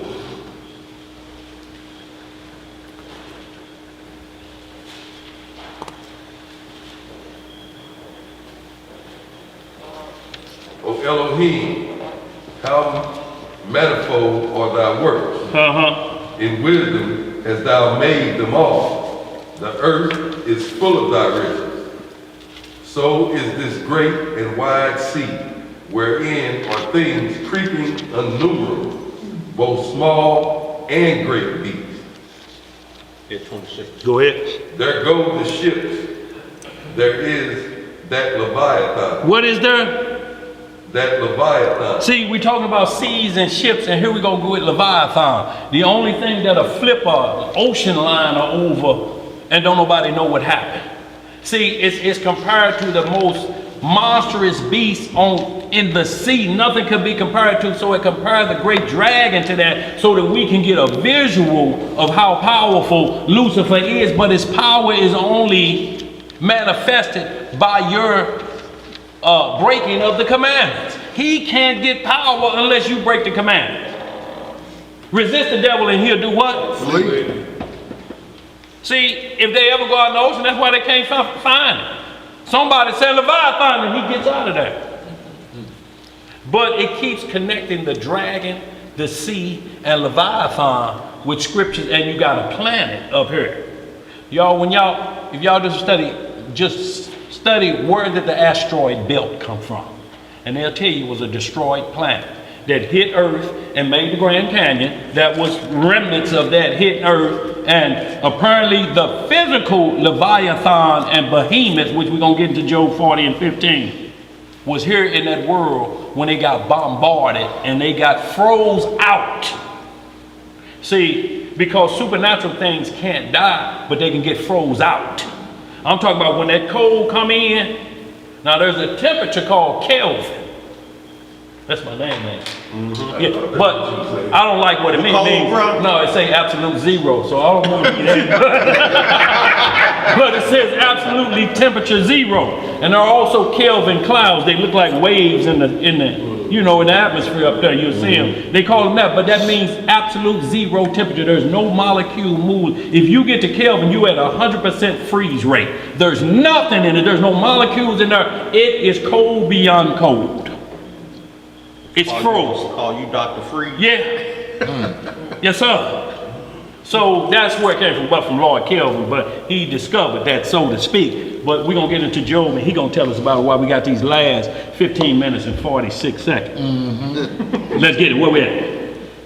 Where you at? You good? Didn't. Okay, we're done on that one. So y'all, we're going to get right to it. We're going to have to give a little bit of homework again, but we're going to get into that Enoch chapter 72. Or do we need to do that Enoch 30 first? What was that on? Was that them 7 planets? When he made that? Yeah, let's run that. Second Enoch 30 first. Second Enoch? 30. Yes. Yeah, just run that first. It's only a few verses. And then we're going to get right into Enoch 72. And the rest, y'all, we're going to have to give you homework. Y'all, we're going to give you the ones of the sun, right? So what we're going now to, y'all, is into Second Enoch describe all the portals and chambers that Genesis was speaking about. These portals and chambers where the sun go through certain chambers. Y'all have to understand, this is what the Egyptians were doing when they built them pyramids, so that when light shine through and hit something and start going down the path of that, it lights up for certain things. It goes through portals and channels, so they're trying to mimic what's happening in the heavens, and it ain't gonna happen. Well, here, y'all. You gotta read out the super. Yeah, it's in the suit of figures, but if you ain't got it, Tuba gonna put it up. Oh, well, if you got it. If not, I got it, and I'll get at it. I'm trying to get the second. I was just first.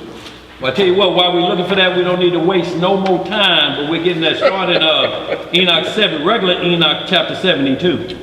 And y'all, this is what we're talking about, the sun and the moon, how they operate, but they have to agree, both of them, they have to both do their work and end up with 364.5 days a year. It's impossible to get that from the moon. It's impossible. To get it from just the moon alone. So what is the sun? What is the Sabbath for the sun? It keeps the Sabbath day in line, and the moon keeps our feast days lined up. Or we're going to be talking the same noise. They do a new year, high new year in the dead of winter. We ain't got no problem with you saying that. But when does the new year start? It started in March or April. Well, what about if you're born in January or February? You can't say Happy Soul Day to nobody or you until March. Is that the truth? Yes. Then that will be a new year for you. So you got to hold on your birthday for 2 months. Or we got to figure out what this really talking about. Is that truly the start of the new year, or is it just the start of the year for our feast days? Because they're seasonal. We've already had our winter holy day. It's called Feast of Dedication. And it was done in the what? What did he say in John 10th chapter? It was done in the winter. We through with our winter feast. We're just, that feast is done for the whole winter. Ain't got nothing to do with the year starting at 2000. Is it 2021 or no? Or do we have to wait till March? I'm just asking. Well, you gonna show me whatever checks or whatever paperwork you sign, you gonna be signing that in 2021? So, and we're not saying anything, all them Gregorian calendar. All we're just asking you is simple questions that somebody else may ask you. What do we do between now and March? What do we do? Our winter feast day is over. What else we got to do? Y'all, the only thing they do different, they start the night in the middle of the night. We started at 6 p.m. They just started at 12 p.m. It's still night. But in 2 Maccabees 11, 2 Maccabees 12, it lists the months of the Gregorian calendar. And it lined it up and say these things were happening right at the Passover. So we know that Dionysus or whatever month that was, it say, and then those were the days of unleavened bread. And the Feast of Pentecost is right there, which constitutes to our March and April. We don't care nothing about that because regardless if there's no calendar on earth, when you see flowers bloom and it bud, what time of year is that? And the time we get the lawnmowers out, that means life is back into the world. We don't need a calendar because they weren't set for calendar. And you don't need to mark off days because he say the moon gonna do this. It's gonna go from dark to full moon on the 15th day and then it's gonna wane back down. So no matter where you at, if you're on a deserted island, all you gotta do is look at the lights or the time clock that he set up for us in case there's no calendar. How you gonna limit us to a calendar? You still looking at somebody else's work that's a forecast. Or do we do the Passover? We have to wait and just watch the moon. Hold on, bro. Okay, there's the full moon. Head to the stove. Head to the stove. How you gonna prepare like that for 1,500 people, 1,000 people to get ready the same day? Even in Jerusalem, you had 2 weeks before the Passover to prepare because they knew how to count. And they had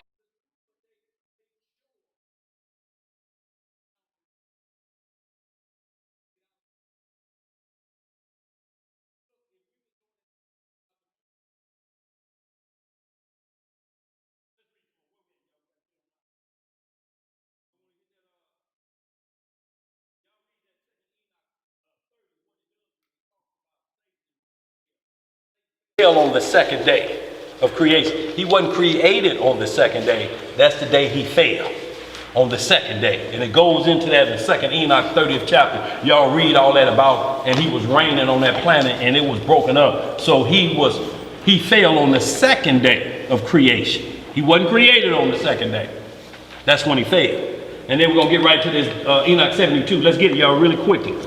You want the Enoch 72? Yeah. I got that second Enoch in it. You got that second Enoch? It's in there. You already got it? Yes. Just hit me verse 30 then real quick. Chapter 30, I'm sorry. Yeah. Right. Oh, y'all already back? I'm throwing y'all. Yeah. I'm throwing y'all off? No, it's good. Okay, all right.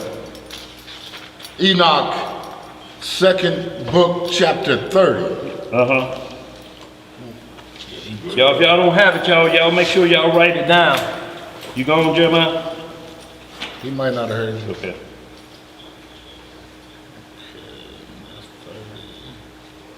I give you a holler.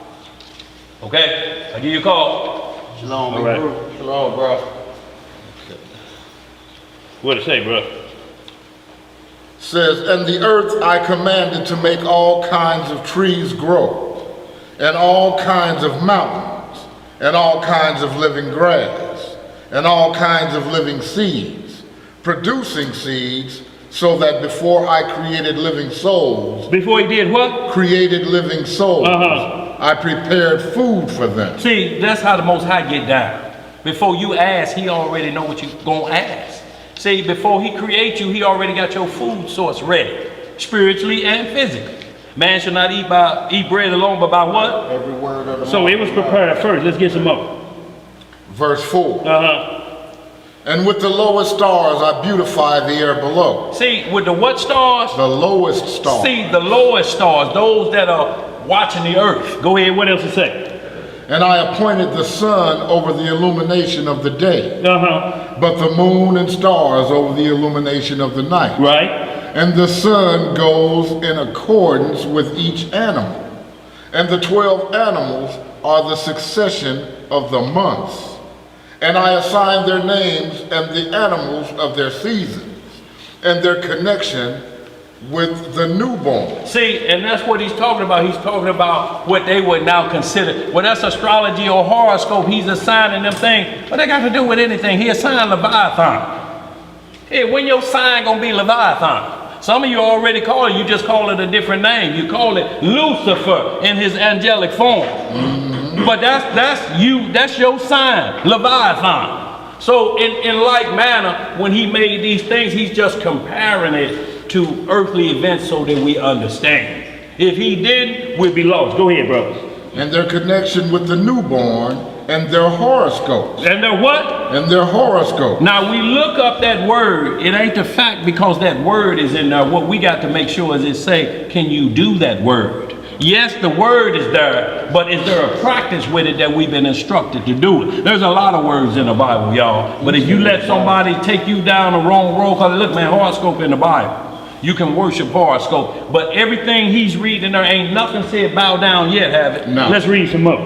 And how they revolve. And how they do what? Revolve. See, that means that the circle. Go ahead. Then evening came. And then what came? Evening came. And morning came, the 5th day.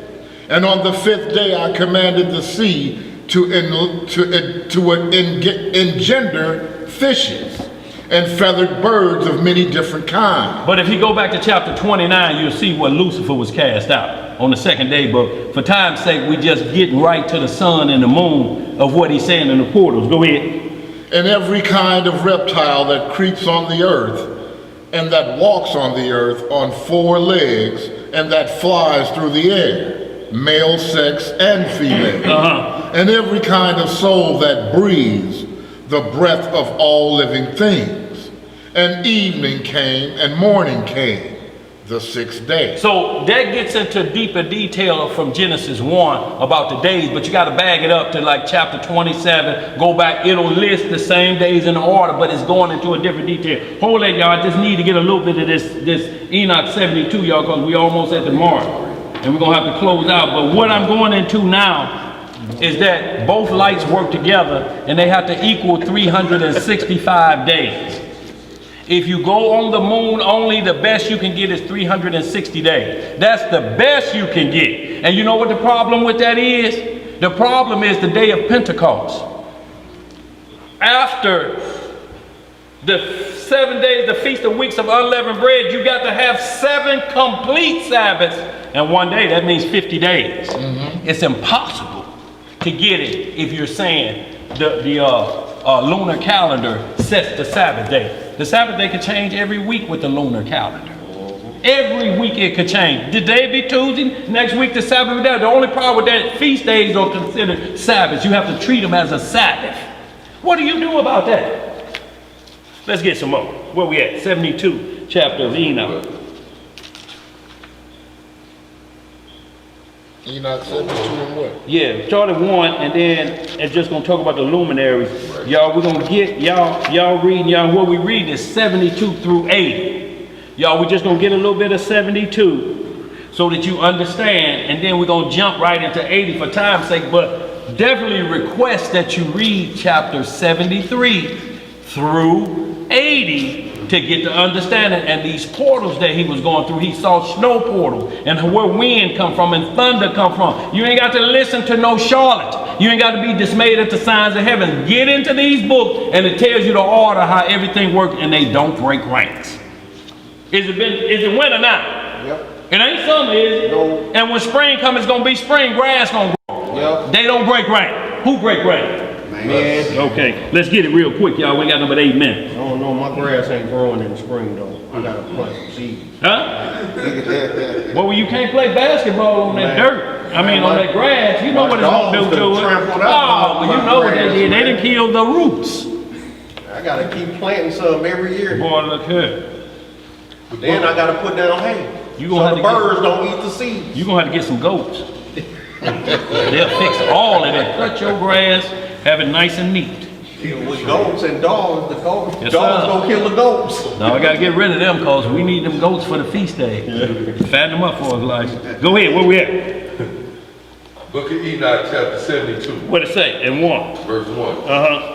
The book of the courses of the luminaries of the heaven. the book of the courses. That means how they do, like we had the priests, they had courses in First Chronicles 24, First Chronicles 27, the course of the priest. There's a seasonal way that each one have to go through. Go ahead. The relations of each according to their classes, their dominions, and their seasons, according to their names and places of origin, and according to their months, which Uriel, the holy angel, who was with me, who is their guide, showed me. And he showed me all their laws exactly as they are. He showed me all their what? Their laws, opinions. Exactly as they are. See, they have laws. Y'all, nothing supersede law. Don't get caught up in word etymology. Make them take you to the law. And the law is how the sun rises and go through the portal. It's ordered to go that way. If y'all so see the sun rising in the west, tell somebody. Because it's out of course, ain't it? Yep. Let's get some up. And how it is with regard to all the years of the world and until eternity. Till the new creation is accomplished, which dureth till eternity. So it's saying that the sun and moon gonna follow it till eternity. It can't change after that. But real quick, y'all want to hit these two because I spoke of a world before. Give me real quick 2 Peter 3 and 5 through 8. And then give me real quick Jeremiah 4:23. Y'all, we must hit those two so we can move on because we made that statement. And then we'll jump to the last chapter of Enoch 80 and we'll close out. And I'll give a couple scripts for homework and we'll see a couple times like this book of Jasher that say time did stop.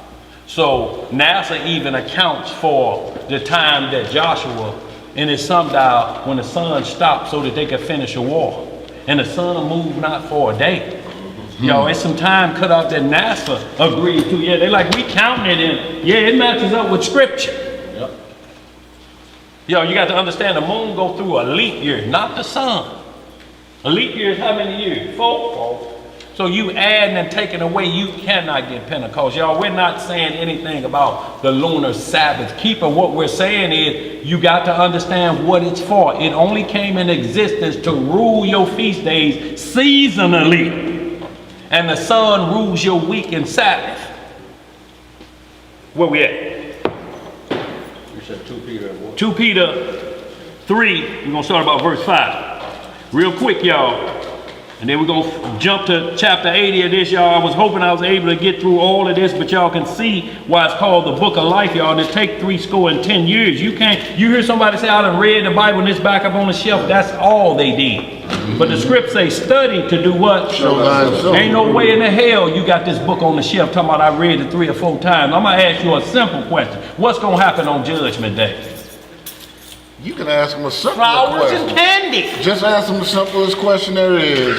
What is the whole duty of man? What's the whole duty of man? That's right. You know? Yes, sir. Yes, sir, Ariel. Right. Be nice to everybody. Be nice to everybody. No, dog. Yeah. Pay your tithes. Oh, no, bro. You need to get that Bible down. Boy, look Study. What do you want to do in that Jeremiah? Jeremiah, we're going to hit 4:23. We're going to start at.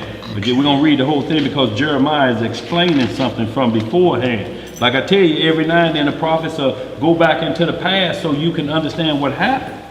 But first we're going to hit this 1 Peter, or is it 2 Peter? 2 Peter 3. 2 Peter 3 we want y'all. Real quick, y'all. What'd it say, Elijah? Who got it? 2 Peter 3 and what? Let's start at 1 through 5. Just real quick. 1 through 5. Yeah, 2 Peter 3. Hold on. 2 Peter 3. Okay. No, yeah, that's what I want. Hold on, let me see. Word 2 Peter 3, 5 through 8. Yeah, there it is. 5. Let's go there. 2 Peter 3 and 5. Okay, just that. Oh, you think we start at verse 4? Okay. So this is very important. I had to back it up to that. Go ahead. 2 Peter chapter 3 verse 4. And saying. They talk about mockers and scoffers saying in the last day. What they saying? Go ahead. Where is the promise of his coming? Where y'all Messiah at? Been 2,000 years. Go ahead. For since the fathers fell asleep, all things continue as they were from the beginning of the creation. See, from the beginning of the creation, see how far they take it back. They like, look, the Messiah came back. Then that happened in the Garden of Eden. He was supposed to come back and set things straight. How long we got to wait? Let's read some more and see how Peter break it down. Verse 5. For this they willingly or ignorant. What are they? Willingly or ignorant. See, when you're willingly foolish, that's a bad point. Look, ignorance is not a bad word. Ignorance means without knowledge of a subject. That's when you say you're ignorant not of knowledge of this subject. But when you say willingly ignorant, then you're on the level of Curly Stooges and Jethro Bodine. You're willingly ignorant. Boy, it's saying, all of this. That's where you at now, when you're willingly ignorant. Go ahead, where we at, boy? Oh, verse 5. Yeah. For this they willingly or ignorant of, that by the word of Yahweh the heavens were of old. Where were they of? Of old. And the earth standing out of the water and in the water. So we see that this is talking about the heavens were old, the water standing in the water. It sounds like Genesis 1:1 because it is. Let's go ahead. Whereby the world that then was, being overflowed with water, perished. So is this talking about Noah? One would say, man, that's talking about Noah's flood. Let's keep reading. But the heavens and the earth, which are now by the same word, are kept in store, reserved unto fire against the day of judgment and perdition of ungodly men. But the heavens which are now, was the heavens destroyed during Noah's flood? Were the heavens destroyed? No. It rained and then no cold coming. There wasn't no new heaven, no new earth. There's a new covenant, but no heaven, but the one we're under now since Adam. Noah's under the same one as Adam. When the flood happened, we're still under that same sun that was created for Adam on the 4th day. We're under that sun. But it's saying previously, that world, they ignorant.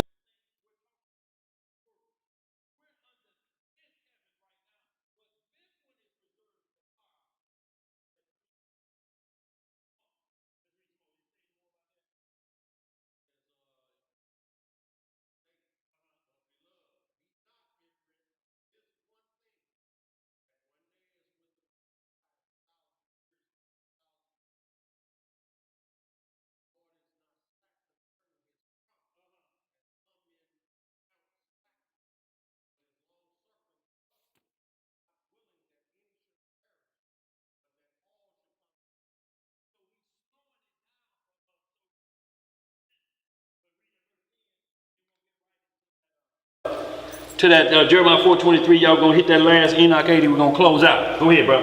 But the day of the Most High will come as a thief in the night. Like a what? A thief in the night.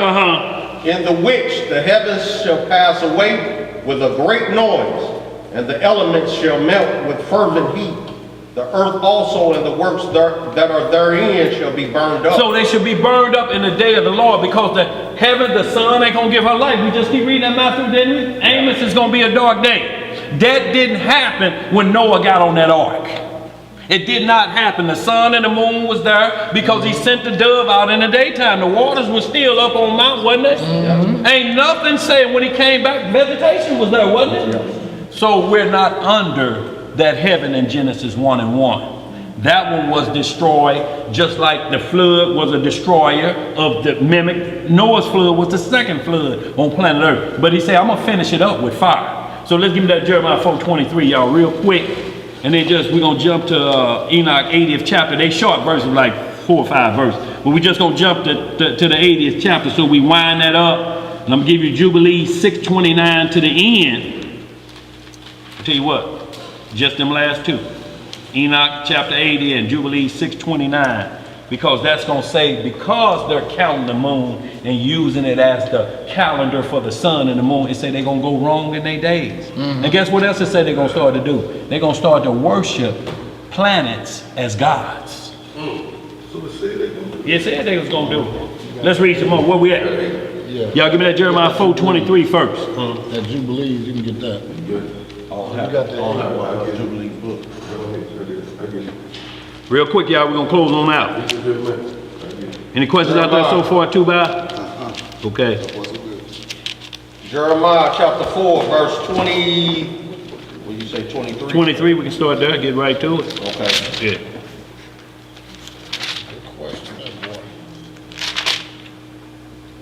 I beheld the earth, and lo, it was without form and void.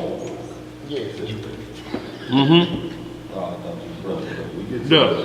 Yeah. 23 again. I Okay. beheld the earth, and lo, it was without form and void, and the heavens, and they had no light. What they had? No light. So it was void. We read that in Genesis 1 and 1, right? 1 and 2. Go ahead. And both using the words void and the heavens formed without void. And we're seeing that it's using the same words in Jeremiah as it's using in Genesis 1. Hebrew word bohu and tohu means complete destruction. Ain't nothing left. Let's read some more.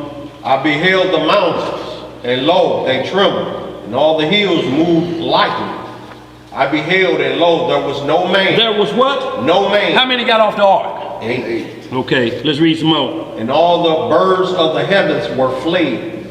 I beheld, and lo, the fruitful place was a wilderness, and all the cities thereof were broken down at the presence of the Most High, and by his fierce anger. For thus hath the Most High said, the whole land shall be desolate, yet will I not make a full end. So y'all can continue reading that as it gets into, for this shall the earth mourn and the heavens be black. And it's going to tell you again, but Jeremiah saying there was no man left in that one. And then some say, well, that's Jeremiah talking to Jeremiah. What he going to do? Well, he has to compare it to something. How is Jeremiah talking about Rachel weeping and Rachel died before we went to Egypt? What is Jeremiah talking about that 400 years ago? And then it's mentioned again in Matthew 1, Rachel weeping for her children when they killed all the children 2 years and under. So we have what's called dual prophecy. Jeremiah jumps back to tell Jerusalem at this time what they're doing. He'll get rid of everybody. He don't need y'all. He can make Israelites out of rocks.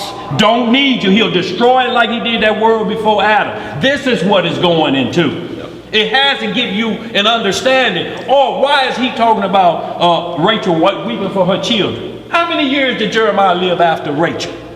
Rachel died on the way to Egypt. She didn't even go into Egypt. Died at 45 or 46. Leah died at 51. Her tombstone is still there. And then we got Jeremiah 400 years talking about Rachel. What children is she talking about? Huh? But see, they went back and got a prophecy to prove something. They're like, look, we'll tell you what the Lord will do. When he gets busy and when he get mad, he'll block the sun out. And when there's no sun, there's no what? No heat. No heat. When there's no rain, there's no what? Crops. Oh, boy, look here. We had both of them still in Noah's flood. Where we at? That's it on that. Real quick. The 80, y'all, we're going to close on out. Give me anybody real quick, just lock and load on that Jubilee 629. Because what I'm locking in on is chapter 80, where it's talking about how the final conclusion of how the sun and the moon work together. Anybody telling you about the Sabbath day and when the feast day is going, if they're excluding the sun, you got to redirect them back to tell me what the sun's job is. You have to. Got that Jubilee. What it say? Book of Enoch. Go. Either one, whichever one y'all want to go first. Let's start at verse 29 on that Enoch. On Jubilee. On Jubilees, I'm sorry, 629. What you got right there? Read that for me real quick. And y'all, we're going to get right to the last of Enoch 80 and we're going to call it a day.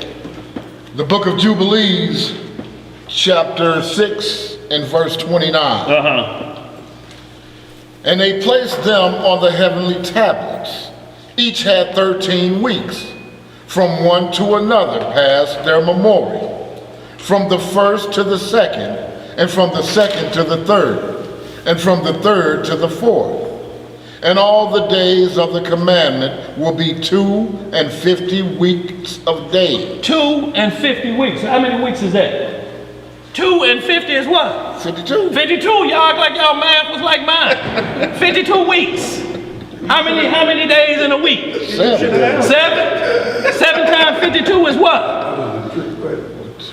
374. What? No, can't be that. You said 7 times what? 52. 52 weeks. Right, 7 days in a week. 7 days, 7 times 5 is 54. 35. Right. Plus 2 is 37, plus you had the 4. Huh? 7 times 2 is 14. Well, you ain't listening to Ariel, man. Yeah. 7 times 2 is 14. You're right. And then 7 times 5, 364. 364, that's what I'm asking. That's what I 364. told you. I thought you said 374. Hold on. I heard 374. Did y'all hear 374? Did I say 374? Huh? The first time was 74? See, that threw me off. Wait a minute. And we started on talking about numerology where you can see we'll never make it through numerology. But look here, he backed up, but that's what it add up to. You got 52 weeks in a year. You can't get 374. Right. Unless we add a 13th, 53rd week. Yeah. Go ahead, boy, you scared me then. Yeah, Go ahead. Go ahead, bro. Verse 30. Yeah. And all the days of the commandment will be 250 weeks of days. Right. And these will make the entire year complete. What will they make the entire year? Complete. See, so y'all, we got to ask again, it's the new year in January because you can't get 364 days. It's going to be impossible. What do we do with all those leftover days? Right. What do we do with them? Let's read some more. What else it say? Thus, it is engraven and ordained of the heavenly tablet. And there is no neglecting this commandment for a single year or from year to year. See, no neglect. You mean you can't go back. A day is not going to be 360 days. This is why we're saying 1,290 days. It's saying days. It may not mean years. 1,290 days ain't going to get you 3 years, is it? No. So we have to keep understanding he counted in days. You got to count them days. And then it say he that come to the 335th day, 45 days longer, get the better blessing. How many years is that then? Let's read some more. Verse 32. And command thou the children of Israel that they observe the years according to this reckoning 364 days. See, if you reckon the year at 364 days, how then is the lunar calendar, our calendar, when the most you can get on the best day of 30 days a month, which you ain't gonna never get. It say it goes back to 28 days, it'll go back to 27 days, 2 months in a row it may do 29 days. You gonna get 354 at maximum. 360 if all of them are 30 days. 360, what's the number it just said? How many? 364. Let's read some more. And these will constitute a complete year. A what year? A complete year. Not a partial year, a complete year. A complete year. Go ahead. And they will not disturb its time from its days and from its feast. For everything will fall out in them according to their testimony. And they will not leave out any day nor disturb any feast. But if they do neglect and do not observe them according to his commandment, then they will disturb all their seasons, and the years will be dislodged from this order. See, and that's why some people end up doing Passover in February. Some has actually done Passover in the winter months. No. Because they're counting the lunar calendar only. And they're trying to make up them days so they keep couldn't push back, and they're like, it is what it is, because they're stuck on the moon. Let's read some more. And they will disturb the seasons, and the years will be dislodged. And they will neglect their ordinances. And all the children of Israel will forget, and will not find the path of the years, and will forget the new moon. And what they gonna forget? The new moon, and seasons, and Sabbaths. And they will go wrong as to all the order for the years, or all the order of the years. For I know, and from henceforth will I declare it unto thee.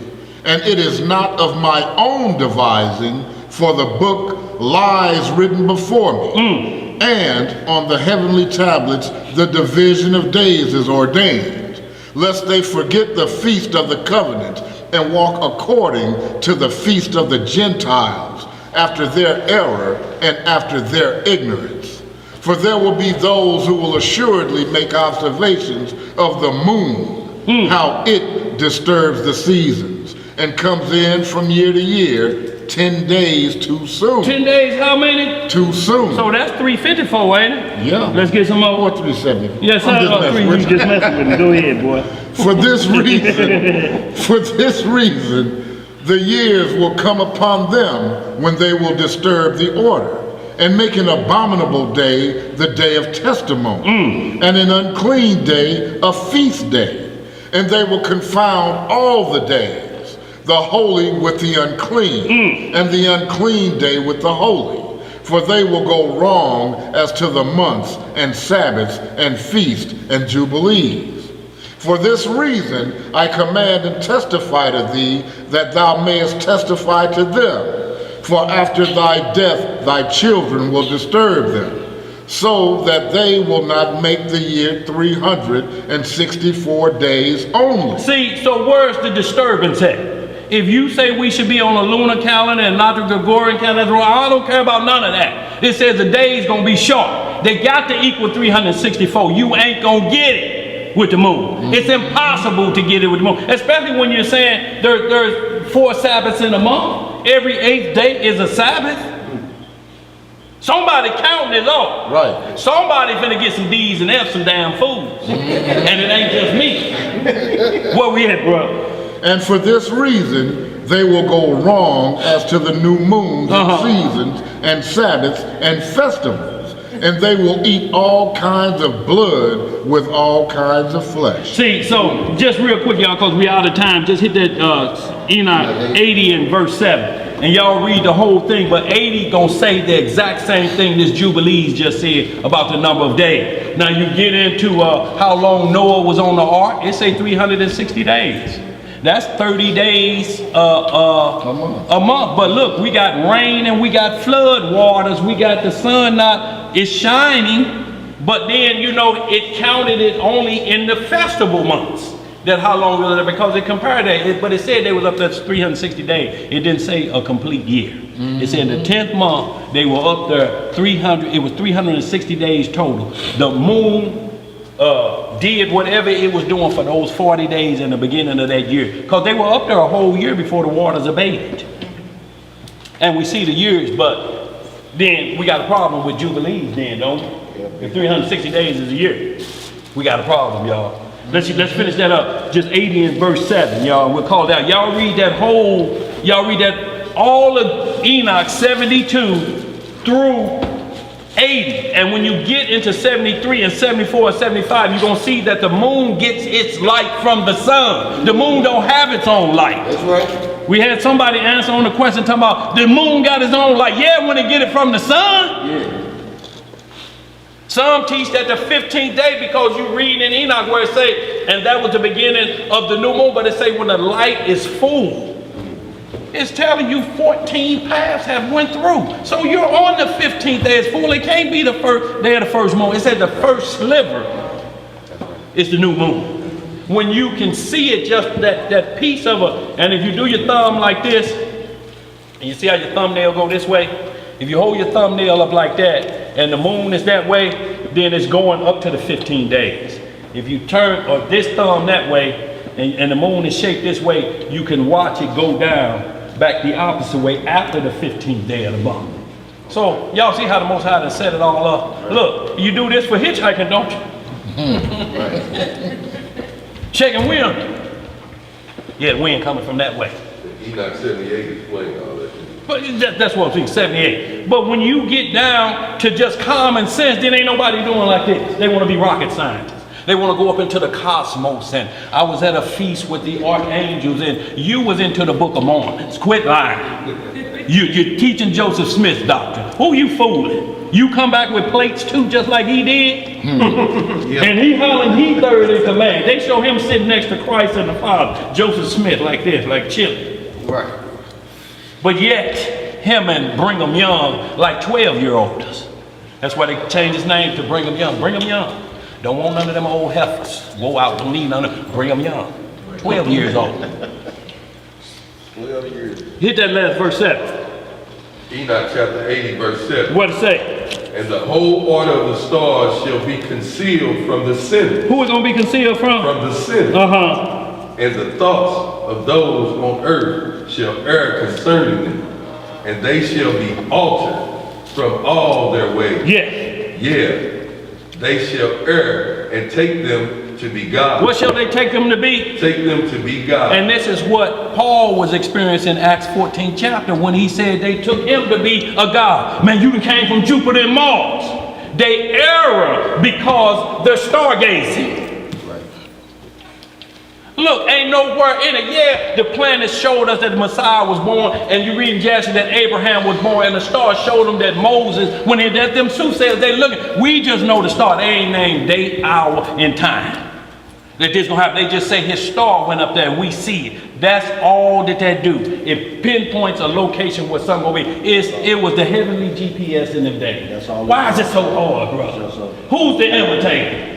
GPS, and guess what? Every picture shows longitude and latitude. No matter what picture you take with your iPhone, they tell you exactly where you at. You right there. Yeah, you was over there on Coke Bridge. Get out of here. We see the picture. Latitude and longitude. You were not in Chesterfield. Your location is. Let me get these homeworks, y'all. We're gonna get on out of here, y'all, to finish this up. And we're talking about the sun rising and setting. 2 Kings 20, 8 through 11. Isaiah 38, 7 and 8 talks about that. That 2 Kings 20 and 8. Isaiah 38, 7 and 8. Joshua, that the book of Joshua speaks of. Joshua 10, verse 12 through 3. You'll see that Joshua asked that the sun stop. So that's how we lost a few minutes of time. You said Joshua 10 what? Joshua 10, 12, and 13. I thought he said 12 through 3. No. Right, that's why I had that. Okay. Yes, sir. Y'all trying to confuse me. Yeah. And then y'all read Enoch, the 18th and 19th chapter, because it's going to talk about the female angels in the 19th chapter that were turned into mermaids. And they're called sirens today. Y'all Google the Hebrew word for siren, S-I-R-E, and I ain't talking about your alarm siren. Now some screaming in the oceans because them females got busy too. They're called incubus or succubus. And these are the physical form of those women angels that went down. It wasn't just men, it was women angels seducing the husbands too. That's why the law is in Deuteronomy 23 and 10. Woe be the man or the man that chances by night. He must get up and do Leviticus 15. Chancing at night, you done had a wet dream. One of them sirens been in there. And they had you scream until you released in your sleep. And woke up with the soggy ones. You still have to do what Leviticus 15 say. You're not excused because you were asleep and you got blood on your thighs and stuffed in your drawers. From what I heard of men that say they done had wet dreams, what I heard. But you ain't the one. Yo, let's close it out. Y'all make sure y'all read that.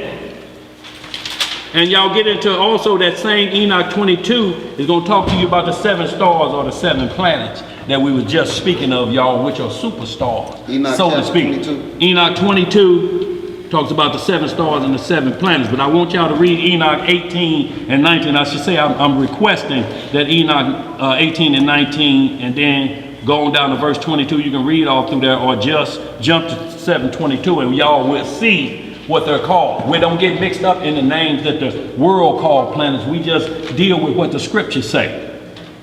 Anybody got any questions or concerns before we get out of here? Anybody? Anything on y'all heart, minds, or soul? Anything? Y'all good? Y'all do that homework, y'all, and we'll talk about it if y'all call in on the radio show tomorrow. And also, y'all check that Jeremiah 8 out. And y'all see some really dirty work of the Israelites talking about these planets. So y'all read Matthew 4 and 4, and y'all see that Satan came right to the Messiah as soon as he fasted for 40 days and 40 nights and the Holy Spirit was on him. Why he come to him and offer him the deal of all the planets on the earth? I give you all these. I own all of them. I give them to you. Why he come right after he fast 40 days and 40 nights? If he could have got the Messiah to blaspheme at that point, Satan would rule forever.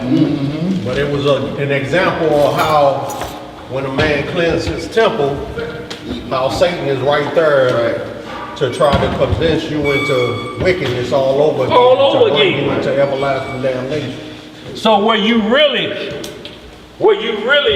getting rid of the old man? Or shit, the old man just showed up with Stacy's and extra keys and got Pepsi's in his car? But it also shows you the consistency in, even after the first world destroyed, the new world created, which was a cleansed one, Yeah. and repopulated or to be repopulated with immortality. Satan was there to try to corrupt it. More look here. So there's consistency throughout. Non-stop when he show up. Y'all, he ain't worried about us now because we already marked for the grave with him. He wants you when you say, I love the Lord, I love you with all my heart, I die for you, I won't do nothing. He's like, uh-oh, did y'all hear it? Okay. Somebody get him first in his dreams, then we'll deal with his flesh. Once he scared you from going back to sleep, you through. Boy, if a shadow go by, it could be your short lady, you will swear it's the devil. Said a midget devil. Right. Who is that in there from behind the bed like they gonna answer the killer? Okay, just trying to figure out who it was in here rambling. Let's get it, y'all. All right, we'll get this closing prayer. This with the Most High's permission.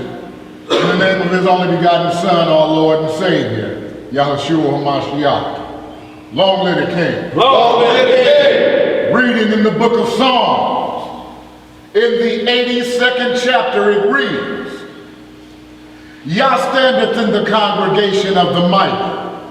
He judgeth among the gods. How long will ye judge unrighteously, and accept the persons of the wicked? Selah. Selah. Defend the poor and fatherless. Do justice to the afflicted and needy. Deliver the poor and needy.